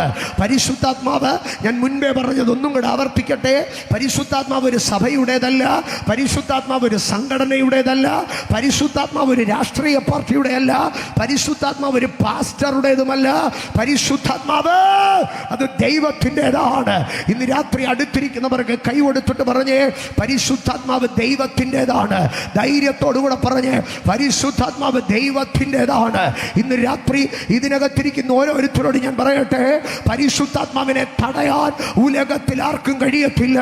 കാരണം ഒരുത്തൻ്റെയും കുടുംബ സ്വത്തല്ല, ഒരുത്തൻ്റെയും പിതാവിൻ്റെ പിതൃസ്വത്തല്ല പരിശുദ്ധാത്മാവ്. പരിശുദ്ധാത്മാവ് തറവാട്ടു സ്വത്തല്ല, പരിശുദ്ധാത്മാവ് ദൈവത്തിൻ്റെതാണ്. ഇന്ന് രാത്രി എന്നെ കേൾക്കുന്ന കൊച്ചു കുഞ്ഞുങ്ങൾ, യൗവനക്കാരോടൊക്കെ ഞാൻ പറയട്ടെ, എൻ്റെ സഹോദരങ്ങളെ, നിങ്ങൾക്കറിയാമോ, എൻ്റെ പിതാവ് സ്തോത്ര 4-ാമത്തെ വയസ്സിൽ അഭിഷേകം പ്രാപിച്ചോ, എൻ്റെ ജ്യേഷ്ഠൻ 6-ാമത്തെ വയസ്സിൽ അഭിഷേകം പ്രാപിച്ചോ. പക്ഷേ ഞാൻ ഉഴപ്പനായിരുന്നെന്നാ എല്ലാവരും കരുതിയത്. ഞാൻ 9-ാമത്തെ വയസ്സിൽ അഭിഷേകം പ്രാപിച്ചത്. 6, 7, 8 വയസ്സുകളിൽ എന്നെ നിർത്തിപ്പൊരിച്ചിട്ടുണ്ട് വീട്ടിൽ. എൻ്റെ അടുക്ക ചോദിക്കുന്ന ചോദ്യമുണ്ടായിരുന്നു, എടാ കൊച്ചു കുഞ്ഞുങ്ങൾക്ക് പരിശുദ്ധാത്മാവിനെ ദൈവം ആദ്യം നൽകുന്നത്, നീ എന്തുകൊണ്ട് അതിനെ പ്രാപിക്കുന്നില്ല? നിന്റെ ഡാഡി 4 വയസ്സിൽ അത് പ്രാപിച്ചില്ലേ? നിന്റെ അച്ചാച്ചൻ 6 വയസ്സിൽ അത് പ്രാപിച്ചില്ലേ? നീ എന്തുകൊണ്ട് പ്രാപിച്ചില്ല? ഇന്ന് രാത്രി എന്നെ കേൾക്കുന്ന എൻ്റെ കുഞ്ഞുങ്ങൾ, യൗവനക്കാരോട് ഞാൻ പറയട്ടെ, ഇന്ന് രാത്രി വരെ നീ പരിശുദ്ധാത്മാവിനെ പ്രാപിച്ചിട്ടില്ലെങ്കിൽ, അതുമേൽ ഒരു മനുഷ്യനിൽ നീ ആശ്രയിക്കണ്ട, ഒരു വ്യക്തിയോട് നീ ചോദിക്കണ്ട. നിന്റെ മുറിക്കകത്ത് കയറി പാവിരിച്ചിട്ട് രാത്രിയിൽ മുഴങ്കാലും അടക്കി നെടുമ്പാട് വീണ് സ്വർഗത്തിലെ ദൈവത്തോട് കരഞ്ഞു പ്രാർത്ഥിക്കുക, അപ്പായാ നിന്റെ പരിശുദ്ധാത്മാവിനെ എൻ്റെ മേലൊന്ന് പകരണമേ. ഇന്ന് രാത്രി ഈ ആരാധന കഴിയുന്നതിന് മുമ്പ് തന്നെ ദൈവം നിന്റെ പരിശുദ്ധാത്മാവിനെ ചിലരുടെ മേൽ പകരുമെന്നറിഞ്ഞ് സ്തോത്രം ചെയ്താട്ടെ. ഈ രാത്രി ദൈവം ചിലരുടെ മേൽ പരിശുദ്ധാത്മാവിനെ നൽകോ. നീ വിശ്വസിച്ചിട്ട് പരിശുദ്ധാത്മാവിനെ പ്രാപിച്ചോ? പ്രാപിച്ചിട്ടില്ല എങ്കിൽ ഈ രാത്രി പരിശുദ്ധാത്മാവിന് അത് നിന്റെ മേൽ വരുവാൻ കഴിയോ? അതിന് തടസ്സമായി നീ സ്നാനപ്പെട്ടിട്ടില്ല എങ്കിൽ ഇന്ന് രാത്രി ഒരു സ്നാനപ്പെടുവാനുള്ള തീരുമാനമെടുത്താട്ടെ. ഇന്ന് രാത്രി ഈ സദസ്സിനകത്തിരിക്കുന്നവരോ ദൂരത്തിരുന്ന് ഞങ്ങളെ ശ്രവിക്കുന്നവരായ ആരെങ്കിലും ദൈവത്തിന്റെ കൽപ്പനയായ സ്നാനമേറ്റിട്ടില്ല എങ്കിൽ ഇന്ന് രാത്രി അത് സ്നാനമേൽക്കണോ? എൻ്റെ സഹോദരങ്ങളെ, സ്നാനത്തിൻ്റെ ഉപദേശത്തെ ദുർവ്യാഖ്യാനം ചെയ്യാൻ എന്തുമാത്രം മനുഷ്യൻ കിടന്ന് ബന്ധപ്പെടുകയാണെന്നറിയാമോ? സ്തോത്ര. ലോകത്തിലെ ഏത് പരിഭാഷകൾ നിങ്ങൾ എടുത്തു നോക്കിയാലോ, എഫെസ്യ ലേഖനം 5-ാം അധ്യായം 26-ാം വാക്യം എഴുതിയിരിക്കുന്നത് ഇങ്ങനെയാണ്, അവൻ അവളെ വചനത്തോട് കൂടിയ ജലസ്നാനത്താൽ, baptism with the word of God, baptism with the word of God. എന്നാൽ POC ബൈബിളിൽ മാത്രം, കത്തോലിക്കക്കാർ കൊണ്ടു നടക്കുന്ന ബൈബിളിൽ മാത്രം ഇങ്ങനെ എഴുതി, വചനത്താൽ വെള്ളത്താൽ കഴുകപ്പെടുകയോ വചനത്താൽ ശുദ്ധീകരിക്കപ്പെടുകയോ. അത് 2 പ്രോസസ്സാക്കി എന്ന് പറഞ്ഞ മാമോദിസ മുങ്ങിയിട്ട് പിന്നീട് പോയി ധ്യാനം കൂടണമെന്ന് എഴുതിയിരിക്കുന്നതെന്ന് അല്ലല്ല. മാമോദിസ മുങ്ങിയിട്ട് പിന്നീട് പോയി ധ്യാനം കൂടാനല്ല പറഞ്ഞിരിക്കുന്നത്, വചനത്തോട് കൂടിയ ജലസ്നാനത്താൽ. ഇന്ന് രാത്രി ഞങ്ങളെ കേൾക്കുന്നവരാരെങ്കിലും മാനസാന്തരപ്പെട്ട പാപങ്ങളുടെ മോചനത്തിനായി യേശുക്രിസ്തുവിന്റെ നാമത്തിൽ, യേശുവിലുള്ള വിശ്വാസത്താൽ പിതാവിൻ്റെയോ പുത്രൻ്റെയോ പരിശുദ്ധാത്മാവിൻ്റെയും നാമത്തിൽ സ്നാനമേറ്റിട്ടില്ലെങ്കിൽ ഇന്ന് രാത്രി നിങ്ങൾ അഭിഷക്തന്മാരുമായി ബന്ധപ്പെട്ട് നിങ്ങൾ സ്നാനപ്പെട്ട് ക്രിസ്തുവിനോട് ചേർന്നാട്ടെ. സ്നാനം എന്നുള്ളതോ ഇപ്പോൾ ജഡത്തിന്റെ അഴുക്ക് കളയുന്നതിനായിട്ടല്ല, ദൈവത്തോടുള്ള നല്ല മനസ്സാക്ഷിയുടെ അപേക്ഷയത്രേ. സ്നാനം എന്നുള്ളതോ ഇപ്പോൾ സഭയോട് ചേരുവാനല്ല, പകരമോ ക്രിസ്തുവിനോട് ചേരുവാൻ സ്നാനമേറ്റിരിക്കുന്നവരായ നിങ്ങളെല്ലാവരും സ്നാനത്താൽ നിങ്ങൾ ക്രിസ്തുവിന്റെ മരണത്തിൽ എന്തായിത്തീരുകയാണ്? പങ്കാളികളായി തീരുകയാണ്. ഇന്ന് രാത്രി ഞാൻ പറയട്ടെ, നീ സ്നാനമേൽക്കുമ്പോൾ നിനക്ക് കാൽവറിയിൽ ഒരു പങ്കാളിത്തം വരികയാണ്. കാൽവറിയിലെ പിളർന്ന ചങ്കിലെ രക്തം അത് നിന്റേതാവുകയാണ്.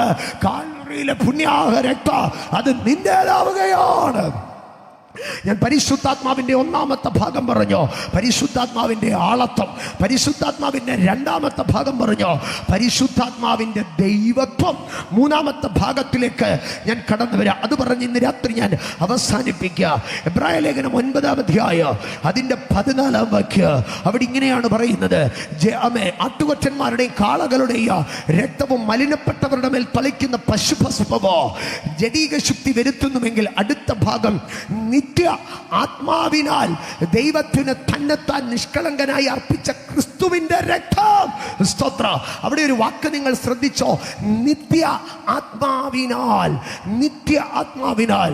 പരിശുദ്ധാത്മാവ് നിത്യനാണ്, നിത്യത്വം. എൻ്റെ സഹോദരങ്ങളെ, നമ്മൾ ആത്മാക്കളെ കുറിച്ച് പഠിക്കുമ്പോൾ അല്ലെങ്കിൽ ആത്മമണ്ഡലത്തെ കുറിച്ച് പഠിക്കുമ്പോൾ പ്രധാനമായി സ്തോത്ര 4 ആത്മാക്കൾ ലോകത്തിലുണ്ട്.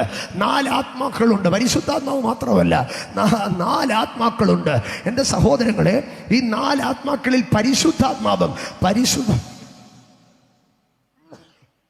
പരിശുദ്ധാത്മാവിനോട് ചേർന്ന് നിൽക്കാത്തതുമായ എല്ലാ ആത്മാക്കളും നശിച്ചു പോകുക. അപ്പോൾ നിങ്ങൾ ചോദിക്കും, ഏതാണ് ഈ 4 ആത്മാക്കളെന്ന്? ഒന്നാമത് പരിശുദ്ധാത്മാവിനെ തന്നെ പറയാം. ലോകത്തിലുള്ള ഒന്നാമത്തെ ആത്മാവ് അത് പരിശുദ്ധാത്മാവാണ്. രണ്ടാമത്തെ ആത്മാവ് എന്ന് പറയുന്നത് സ്തോത്ര, നമ്മളുടെ അകത്ത് എന്തോ ഉണ്ട്, ഒരു ആത്മാവുണ്ട്. മനുഷ്യന്റെ അകത്ത് ഒരു ആത്മാവുണ്ട്, മനുഷ്യാത്മാവ്. സ്തോത്ര. ആത്മാവ് കൊണ്ട് ഗ്രഹിക്കുക, ആത്മാവ് കൊണ്ട് ആരാധിക്കുക, ഇതൊക്കെ നമ്മുടെ അകത്ത് കിടക്കുന്ന ആത്മാവാണ്. മൂന്നാമതൊരു ആത്മാവുണ്ട്. ആ ആത്മാവെന്ന് പറയുന്നത് ദുരാത്മാക്കളാണ്. സ്തോത്ര. വീണുപോയ ദൂതന്മാരെന്ന് പറയുന്ന ദുരാത്മാക്കൾ. നാലാമതൊരു ആത്മാവുണ്ട്. എബ്രായ ലേഖനം 1-ാം അധ്യായം അവസാനിക്കുമ്പോൾ ഇങ്ങനെയാണ് എഴുതിയിരിക്കുന്നത്, അവരൊക്കെയും രക്ഷ പ്രാപിക്കുന്നവരുടെ ശുശ്രൂഷയ്ക്ക് അയക്കപ്പെടുന്ന സേവക ആത്മാക്കളല്ലയോ. അപ്പോൾ നാലാമത് പറയുന്ന ആത്മാവ് എന്ന് പറയുന്നത് ദൂതന്മാരാകുന്നു. അപ്പോ പരിശുദ്ധാത്മാവ്, മനുഷ്യാത്മാവ്, ദുരാത്മാക്കൾ, ദൂതന്മാരാകുന്ന ആത്മാക്കൾ. എൻ്റെ സഹോദരങ്ങളെ, ഇതിൽ പരിശുദ്ധാത്മാവുമായി കണക്റ്റ് ആകാത്ത ആത്മാക്കളെല്ലാം നശിച്ചു പോകുക. അതുകൊണ്ടാണ് പറയുന്നത്, ഒരു മനുഷ്യന്റെ ആത്മാവ് മുഴി ലോകത്തെക്കാട്ടിലും വിലയേറിയത്. ഒരു മനുഷ്യൻ കർത്താവിൽ വിശ്വസിച്ച് ജീവരക്ഷ പ്രാപിക്കുന്നില്ലെങ്കിൽ, നിത്യജീവൻ പ്രാപിക്കുന്നില്ലെങ്കിൽ അവന്റെ ആത്മാവ് എന്ത് സംഭവിക്കുക? നശിച്ചു പോകുക. എന്നാൽ ഇന്ന് രാത്രി ഞാൻ പറഞ്ഞു വരുന്നത് പരിശുദ്ധാത്മാവിന്റെ നിത്യത്വത്തെ കുറിച്ചാണ്. എൻ്റെ സഹോദരങ്ങളെ, മരണമില്ലാത്തത്, നിത്യമായത്, അനാദിയായത്, അനന്തമായത് പരിശുദ്ധാത്മാവ് മാത്രമാണ്. അപ്പോൾ നിങ്ങൾ ചോദിക്കും, ദുരാത്മാക്കൾ നിത്യമല്ലേ എന്ന്. എൻ്റെ സഹോദരങ്ങളെ, ഞാനൊരു ഭാഗം നിങ്ങളിലേക്ക് കൊണ്ടുവരാം. എബ്രായ ലേഖനം 1-ാം അധ്യായം, മർക്കോസിന്റെ സുവിശേഷം 1-ാം അധ്യായം, മർക്കോസിന്റെ സുവിശേഷം 1-ാം അധ്യായം 23-ാം വാക്യം. അവരുടെ പള്ളിയിൽ അശുദ്ധാത്മാവുള്ള ഒരു മനുഷ്യനുണ്ടായിരുന്നു. അവരുടെ പള്ളിയിൽ അശുദ്ധാത്മാവുള്ള ഒരു മനുഷ്യനുണ്ടായിരുന്നു. അവൻ നിലവിളിച്ചു. ആര് നിലവിളിച്ചു? അശുദ്ധാത്മാവ് നിലവിളിച്ചു, നസ്രായനായ യേശുവേ, ഞങ്ങൾക്കും നിനക്കും തമ്മിൽ എന്ത്? അടുത്ത ഭാഗം, ഞങ്ങളെ നശിപ്പിപ്പാൻ വന്നുവോ? നീ ആരെന്ന് ഞാൻ അറിയുന്നു, ദൈവത്തിന്റെ പരിശുദ്ധൻ തന്നെ എന്ന് പറഞ്ഞു. അപ്പൊ അശുദ്ധാത്മാവ് തന്നെ. ഇത് യേശു പറഞ്ഞതല്ല കേട്ടോ, ഇത് ദൂതന്മാര് പറഞ്ഞതല്ല കേട്ടോ, ഇത് പാസ്റ്റർമാര് പറഞ്ഞതല്ല. പിശാചുക്കൾ അശുദ്ധാത്മാവ് തന്നെ പറയുക, നീ വന്നാൽ അശുദ്ധാത്മാവ് എന്തോ ചെയ്യോ? നശിച്ചു പോകോ. എന്നാൽ ഇന്ന് രാത്രി ഞാൻ പറയട്ടെ, പരിശുദ്ധാത്മാവ് നിത്യത്വമുള്ളവനാണ്. 3 കാര്യങ്ങൾ. പരിശുദ്ധാത്മാവ് ആളത്വമുള്ളവനാണ്. 2, പരിശുദ്ധാത്മാവ് ദൈവത്വമുള്ളവനാണ്. 3, പരിശുദ്ധാത്മാവ് നിത്യത്വമുള്ളവനാണ്. പരിശുദ്ധാത്മാവ് ആളത്വമുള്ളവനാണ്. സ്തോത്ര. ലോകത്തെ ഏറ്റവും ശക്തമായ സാമ്രാജ്യമാണ് ബാബിലോൺ സാമ്രാജ്യം. ബാബിലോൺ സാമ്രാജ്യത്തിന്റെ ഏറ്റവും മഹത്തായ കാലഘട്ടമാണ് നെബൂഖദ്നേസർ എന്ന മഹാരാജാവിന്റെ കാലഘട്ടം. ആ നെബൂഖദ്നേസർ എന്ന മഹാരാജാവിന്റെ കാലഘട്ടത്തിലാണ് യെരൂശലേമിന്റെ ദൈവാലയത്തെ തകർത്ത് യെരൂശലേമിലെ യഹൂദന്മാരെ അടിമകളും പ്രവാസികളുമാക്കി ബാബിലോണിലേക്ക് പിടിച്ചുകൊണ്ടുവന്നത്. ആ ബാബിലോണിൽ താൻ ഒരു സ്വർണം കൊണ്ടുള്ള ബിംബത്തെ നിർത്തി. കാരണം താൻ കണ്ട ദർശനത്തിനകത്ത് തല തങ്കം കൊണ്ടുള്ളത്, സ്തോത്ര, നെഞ്ചും കൈയും വെള്ളി കൊണ്ടുള്ളതോ, അരയും വയറും താമ്രം കൊണ്ടുള്ളതോ, കാൽ ഇരുമ്പും പാതി കളിമണ്ണും കൊണ്ടുള്ളതായിരുന്നു. അപ്പോൾ താൻ ഒരു കാര്യം മനസ്സിലാക്കി, തൻ്റെ സാമ്രാജ്യം തങ്കം കൊണ്ടുള്ള തലയാണെന്നോ, കഴുത്തിൻ്റെ അവിടം വരുമ്പോൾ, കാലങ്ങൾ കടന്നു പോകുമ്പോൾ തൻ്റെ സാമ്രാജ്യം അവസാനിച്ചിട്ട് വെള്ളിയുടെ മെഡോ പെർഷ്യൻ സാമ്രാജ്യം കയറി വരുമെന്ന്, അതിനനന്തരം ഗ്രീസിന്റെ താമ്രം കയറി വരുമെന്ന്, അതിനനന്തരം റോമ സാമ്രാജ്യത്തിന്റെ ഇരുമ്പ് കയറി വരുമെന്ന്, അതിനനന്തരം ജനാധിപത്യത്തിന്റെ കളിമണ്ണ് പ്രബലപ്പെടുമെന്ന്. എന്നാൽ താൻ കണ്ട ദർശനത്തിനെതിരെ സ്തോത്ര നെബൂഖദ്നേസർ ഒരു ബിംബത്തെ പണിതോ. നെബൂഖദ്നേസർ പറഞ്ഞോ, തല മാത്രം എന്തിനാ തങ്കമായിട്ട് നിൽക്കുന്നത്? നെഞ്ചും അരയും വയറും കൈയും കാലും മുഴുവനും എന്തായിക്കൊള്ളട്ടെ, ആമേൻ, തങ്കം തന്നെ ആയിരിക്കട്ടെ എന്ന് പറഞ്ഞ് അവൻ ദുരാസമഭൂമിയിൽ തങ്കം കൊണ്ടുള്ള പൊന്നുകൊണ്ടുള്ള ഒരു ബിംബം നിർത്തിയിട്ട് പറഞ്ഞു, കാഹളം, തമ്പുരു, നാദം തുടങ്ങിയ സകല വീണാനാദിത്വങ്ങളും മുഴങ്ങിക്കേൾക്കുമ്പോൾ സകല മനുഷ്യനും അതിൻ്റെ മുമ്പാകെ മുട്ടുമടക്കണം, നമസ്കരിക്കണം. നമസ്കരിക്കാത്തവനെ എരിയുന്ന തീച്ചൂളയിലിട്ട് ചൂട്ടുകളയും. സ്തോത്ര.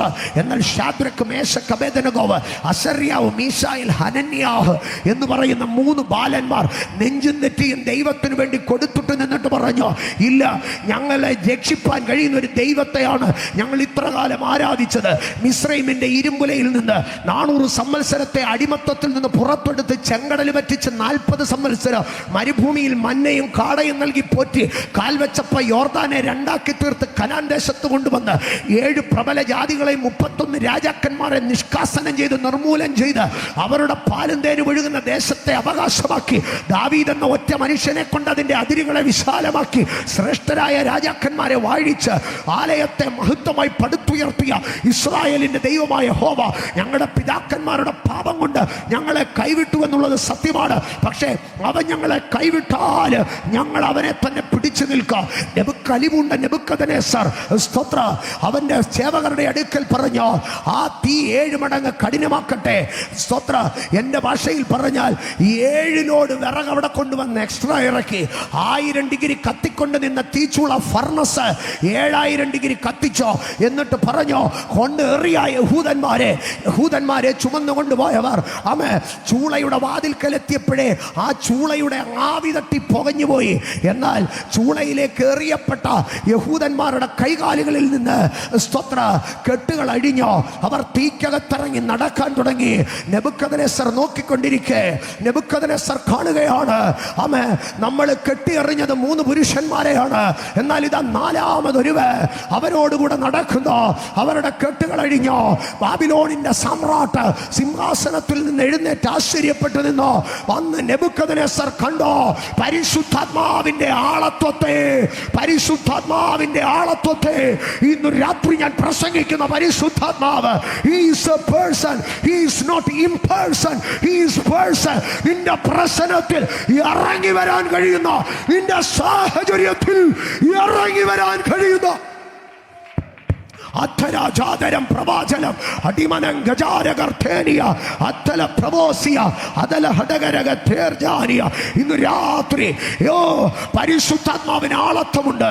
അവൻ നിന്റെ വിഷയത്തിലേക്ക് ഇറങ്ങി വരികയാണ്. അവൻ നിന്റെ സംഗതിയിലേക്ക് ഇറങ്ങി വരികയാണ്. പരിശുദ്ധാത്മാവ് ദൈവത്തിൻ്റെതാണ്.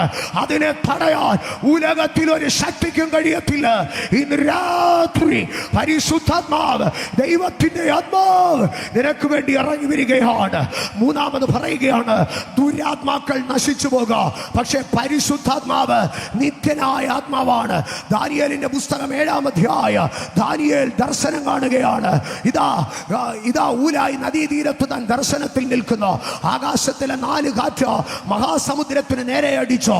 മഹാസമുദ്രത്തിലേക്ക് ആകാശത്തിന്റെ 4 കാറ്റും അടിച്ചപ്പോൾ ഇതാ സമുദ്രത്തിൽ നിന്ന് 4 വൈവിധ്യമാർന്ന മഹാമൃഗങ്ങൾ കയറി വരുന്നു. 1-ാമത്തെ മൃഗം സിംഹത്തോട് സദൃശവും കഴുകിന്റെ ചിറകുകളും ഉള്ളതാണ്. 2-ാമത്തെ മൃഗം കരടിയെ പോലെ ഇരിക്കുകയാണ്. അതിന്റെ വായിൽ 3 വാരിയല്ലുകൾ ഇരിക്കുന്നു. അതിന്റെ ഒരു കൈ പൊങ്ങിയിരിക്കുന്നു. 3-ാമതൊരു മൃഗം കയറി വരുന്നു. പുള്ളിപ്പുലിക്ക് സദൃശമായ ഒരു മൃഗം. അതിന്റെ ചുമടിൽ, അതിന്റെ മുതുകിൽ 4 പക്ഷിയുടെ ചിറകുകളുണ്ട്. 4-ാമതായി ഘോരവും ഭയങ്കരവുമായ ഒരു മൃഗം. ലോകത്ത് വരുവാനുള്ള 4 സാമ്രാജ്യങ്ങൾ യഥാക്രമം ബാബിലോൺ സാമ്രാജ്യ, മെഡോ പേർഷ്യൻ സാമ്രാജ്യ, ഗ്രീസ് സാമ്രാജ്യ, റോമ സാമ്രാജ്യ. എന്നാൽ അടുത്തതായി ദാനിയേൽ ഒരു ശബ്ദം കേട്ടോ. ഇതാ മൃഗങ്ങളുടെ ആധിപത്യം നശിച്ചുപോയി. അടുത്തതൊരു ഭാഗം ഇങ്ങനെ കേട്ടോ, അവരുടെ ആയുസ്സിന് ഒരു സമയത്തേക്ക്, ഒരു കാലത്തേക്ക് നീണ്ടു നിന്നോ. മൃഗാധിപത്യം നശിച്ചുപോയി, ഭൂതങ്ങളുടെ ആത്മാക്കൾ നശിച്ചുപോയി, ദുരാത്മാക്കൾ നശിച്ചുപോയി, പിശാചുക്കൾ നശിച്ചുപോയി. ആമേൻ. ഒരു കാലഘട്ടത്തിലേക്ക്, ഒരു സമയത്തേക്ക്, ഒരു കാലത്തേക്ക് അത് നിലനിന്നോ. ഇന്ന് രാത്രി എന്നെ കേൾക്കുന്ന സ്നേഹിത, നിനക്കെതിരെ ഒരു ഡിമോണിക് ഫൈറ്റ്, ഒരു അന്ധകാര ശക്തി പ്രബലപ്പെട്ട് നിന്നിരുന്നേക്കാം. പക്ഷെ അതൊരു സമയത്തേക്കേ ഉള്ളൂ, അതൊരു കാലത്തേക്കേ ഉള്ളൂ. ഒരു സാമ്പത്തിക പ്രതിസന്ധി, ഒരു അപമാനം, ഒരു അപവാദം, ഒരു കടഭാരം, ഒരു നിന്ന, ഒരു പ്രശ്ന, പക്ഷേ അതൊരു സമയത്തേക്ക്, അതൊരു കാലത്തേക്ക്. It's only for a season and a time. എന്നാൽ അതിനപ്പുറം പറയുകയാണ്, ഇതാ ഞാനൊരു സിംഹാസനം കണ്ടു. ആ സിംഹാസനത്തിൽ തലയും താടിയും ഹിമത്തോളം വെളുത്ത് പുരാതനനായവൻ ഒരുവൻ ഇരിക്കുന്നു. അവന്റെ രഥചക്രങ്ങൾ കത്തുന്ന തീജ്വാലയാണ്. അവന്റെ സിംഹാസനം അഗ്നിയാണ്. അവന്റെ സിംഹാസനത്തിൽ നിന്ന് ഒരു അഗ്നി നദി ഒഴുകുന്നു. 1000 പേർ അവന് ചുറ്റും ശുശ്രൂഷ ചെയ്യുന്നു. 10,000 പേർ അവന്റെ മുൻപാകെ നിൽക്കുന്നു. ഇതാ പുസ്തകങ്ങൾ തുറക്കുന്നു, ന്യായാസനങ്ങൾ എഴുതുന്നു. എന്നാൽ അപ്പോൾ ഇതാ ആകാശമേഘങ്ങളിൽ അത്യുന്നതനായ ഒരുവൻ കടന്നു വരുന്നു. അത്യുന്നതനായവൻ പുരാതനനായവന്റെ കൈകളിലേക്ക് രാജ്യത്വം കൈമാറുകയാണ്. അടുത്ത ഭാഗത്ത് ദാനിയേൽ ഇങ്ങനെ കേട്ടു, മനുഷ്യപുത്രന്റെ രാജ്യത്വം അത് എന്നേക്കും ഉള്ളത്. അവന്റെ സിംഹാസനം നിത്യ, അവന്റെ രാജ്യത്വം നിത്യ, അവന്റെ നീതി തലമുറയോളം. ഇന്ന് രാത്രി ഞാൻ ഈ ശുശ്രൂഷ അവസാനിപ്പിക്കുമ്പോൾ ഞാൻ ഉറക്കെ പ്രഖ്യാപിക്കുന്നു, ഏതൊരു മനുഷ്യൻ, നീ ഹൈന്ദവനാകട്ടെ, നീ ഇസ്ലാമികനാകട്ടെ, നീ നിരീശ്വരവാദിയായിരിക്കട്ടെ, നീ പെന്തക്കോസുകാരനാകട്ടെ, പക്ഷേ നിന്റെ പ്രശ്നങ്ങൾ താൽക്കാലികം മാത്രമാണ്. പക്ഷേ എൻ്റെ യേശുവിൻ്റെ കൃപ, എൻ്റെ യേശുവിൻ്റെ കരുണ, എൻ്റെ യേശുവിൻ്റെ സ്നേഹം അത് നിത്യമാണ്. ഇന്ന് രാത്രി നിന്റെ പ്രശ്നങ്ങളെ ക്ഷണികമാക്കിക്കൊണ്ട് നോട്ടി നേരത്തേക്കുള്ള ലഘുവായ കഷ്ടമായി അതിനെ എഴുതി തള്ളിക്കൊണ്ട് തേജസ്സിന്റെ നിത്യഘനത്തെ നിന്നിലേക്ക് നൽകുവാൻ പരിശുദ്ധാത്മാവിന് കഴിയോ? ഇന്ന് രാത്രി എത്ര പേർ വിശ്വസിക്കുന്നു? നാളുകളായി നിന്നെ ഒരു ദുരാത്മാവ് അലട്ടുകയായിരിക്കാം. കാലങ്ങളായി നിന്നെ ഒരു പിശാച് വേട്ടയാടുകയായിരിക്കാം. എന്നാൽ ഇന്ന് രാത്രി യേശു കർത്താവ് ദൈവാലയത്തിലേക്ക് കയറി ചെന്നു. ആ പള്ളിയിൽ അശുദ്ധാത്മാവുള്ള ഒരു പുരുഷൻ ഉണ്ടായിരുന്നു. ആ മനുഷ്യൻ നിലവിളിച്ച് യേശുവിൻ്റെ അടുക്കൽ ഒരു കാര്യം പറഞ്ഞു. എന്താണെന്നറിയാമോ? യേശു വന്നാൽ ദുരാത്മാക്കൾ നശിപ്പിക്കപ്പെടും.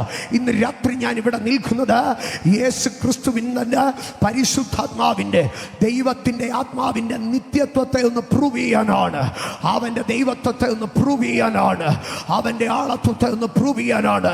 ഈ രാത്രി ബാബിലോണിലെ 7 മടങ്ങധികം കത്തിയെരിയുന്ന ചൂളയിൽ ഇറങ്ങി വന്ന ദൈവത്തിന്റെ പരിശുദ്ധാത്മാവ് ഇന്ന് രാത്രി നിനക്ക് വേണ്ടി ഇറങ്ങി വരുന്ന സമയമാണ്. എത്ര പേർ വിശ്വസിക്കുന്നു? ആമേൻ. അഗ്നിയുടെ നടുവിൽ നാലാമനായി ഇറങ്ങി വന്നത് ഇന്ന് രാത്രി നിനക്ക് വേണ്ടി ഇറങ്ങി വരികയാണ്. അഗ്നി നാളങ്ങൾ, വെള്ളത്തിനോളങ്ങൾ എന്നെ തൊടുവാൻ സാധ്യമല്ല. അഗ്നിയിൽ ഇറങ്ങി വെള്ളത്തിൽ നടന്ന സർവശക്തനായ പരിശുദ്ധാത്മാവ് എനിക്ക് വേണ്ടി ഇറങ്ങി വരികയാണ്. ഇന്ന് രാത്രി അതരം തുറന്ന് എന്നോട് ചേർന്ന് പറഞ്ഞ്, അഗ്നിയുടെ നാളങ്ങൾ, വെള്ളത്തിന്റെ ഓളങ്ങൾ എന്നെ തൊടുവാൻ സാധ്യമല്ല. കാരണം അഗ്നിയിൽ ഇറങ്ങി വെള്ളത്തിന്മേൽ നടക്കുന്ന സർവശക്തനായവൻ പരിശുദ്ധാത്മാവിന്റെ ആളത്വം ഇന്ന് രാത്രി ഞാൻ അനുഭവിക്കുവാൻ പോവുകയാണ്. ഇന്ന് രാത്രി പുസ്തകങ്ങളെ മടക്കി ഇരിപ്പിടങ്ങളിൽ വെച്ചാട്ടെ. അമേ, ഒരുപക്ഷെ നിങ്ങൾ ദൂരത്തിരുന്ന് കേൾക്കുന്നവരായിരിക്കാം. ഈ ആലയത്തിന്റെ വാതിലുകൾ നിങ്ങൾക്ക് വേണ്ടി തുറന്നിട്ടിരിക്കുകയാണ്. നിങ്ങൾ ഇന്ന് ഒരുപക്ഷെ ഈ പ്രാർത്ഥനയ്ക്ക് വന്നതുകൊണ്ട് നാളെ തുടങ്ങി ഈ സഭയ്ക്കകത്ത് നിർബന്ധമായി വരണമെന്നൊന്നുമില്ല കേട്ടോ. നിങ്ങളുടെ മനസ്സിന്റെ പ്രേരണ പോലെ ചെയ്യുക. പെന്തക്കോസിനകത്ത് ഒരിക്കലും നിർബന്ധമില്ല. നിർബന്ധിത മതപരിവർത്തനമെന്ന് എത്ര ക്രൈസ്തവരെ ആക്ഷേപിച്ചാല്, ആമേ, നിർബന്ധിത മതപരിവർത്തനം കൊണ്ട് ക്രൈസ്തവതയ്ക്ക് 1 ഇഞ്ച് മണ്ണോ ഭൂമിയോ ഒരു വ്യക്തിയെ പോലെയോ പെന്തക്കോസുകാർക്ക് വേണ്ട. കാരണം യേശുക്രിസ്തുവിന് ആളെണ്ണമല്ല വേണ്ടത്, യേശുക്രിസ്തുവിന് മനസ്സൊരുക്കമുള്ളവനെയാ വേണ്ടത്. ആകയാൽ ഇന്ന് രാത്രി ഞങ്ങൾ നിർബന്ധിത മതപരിവർത്തനത്തിനല്ല നിൽക്കുന്നത്.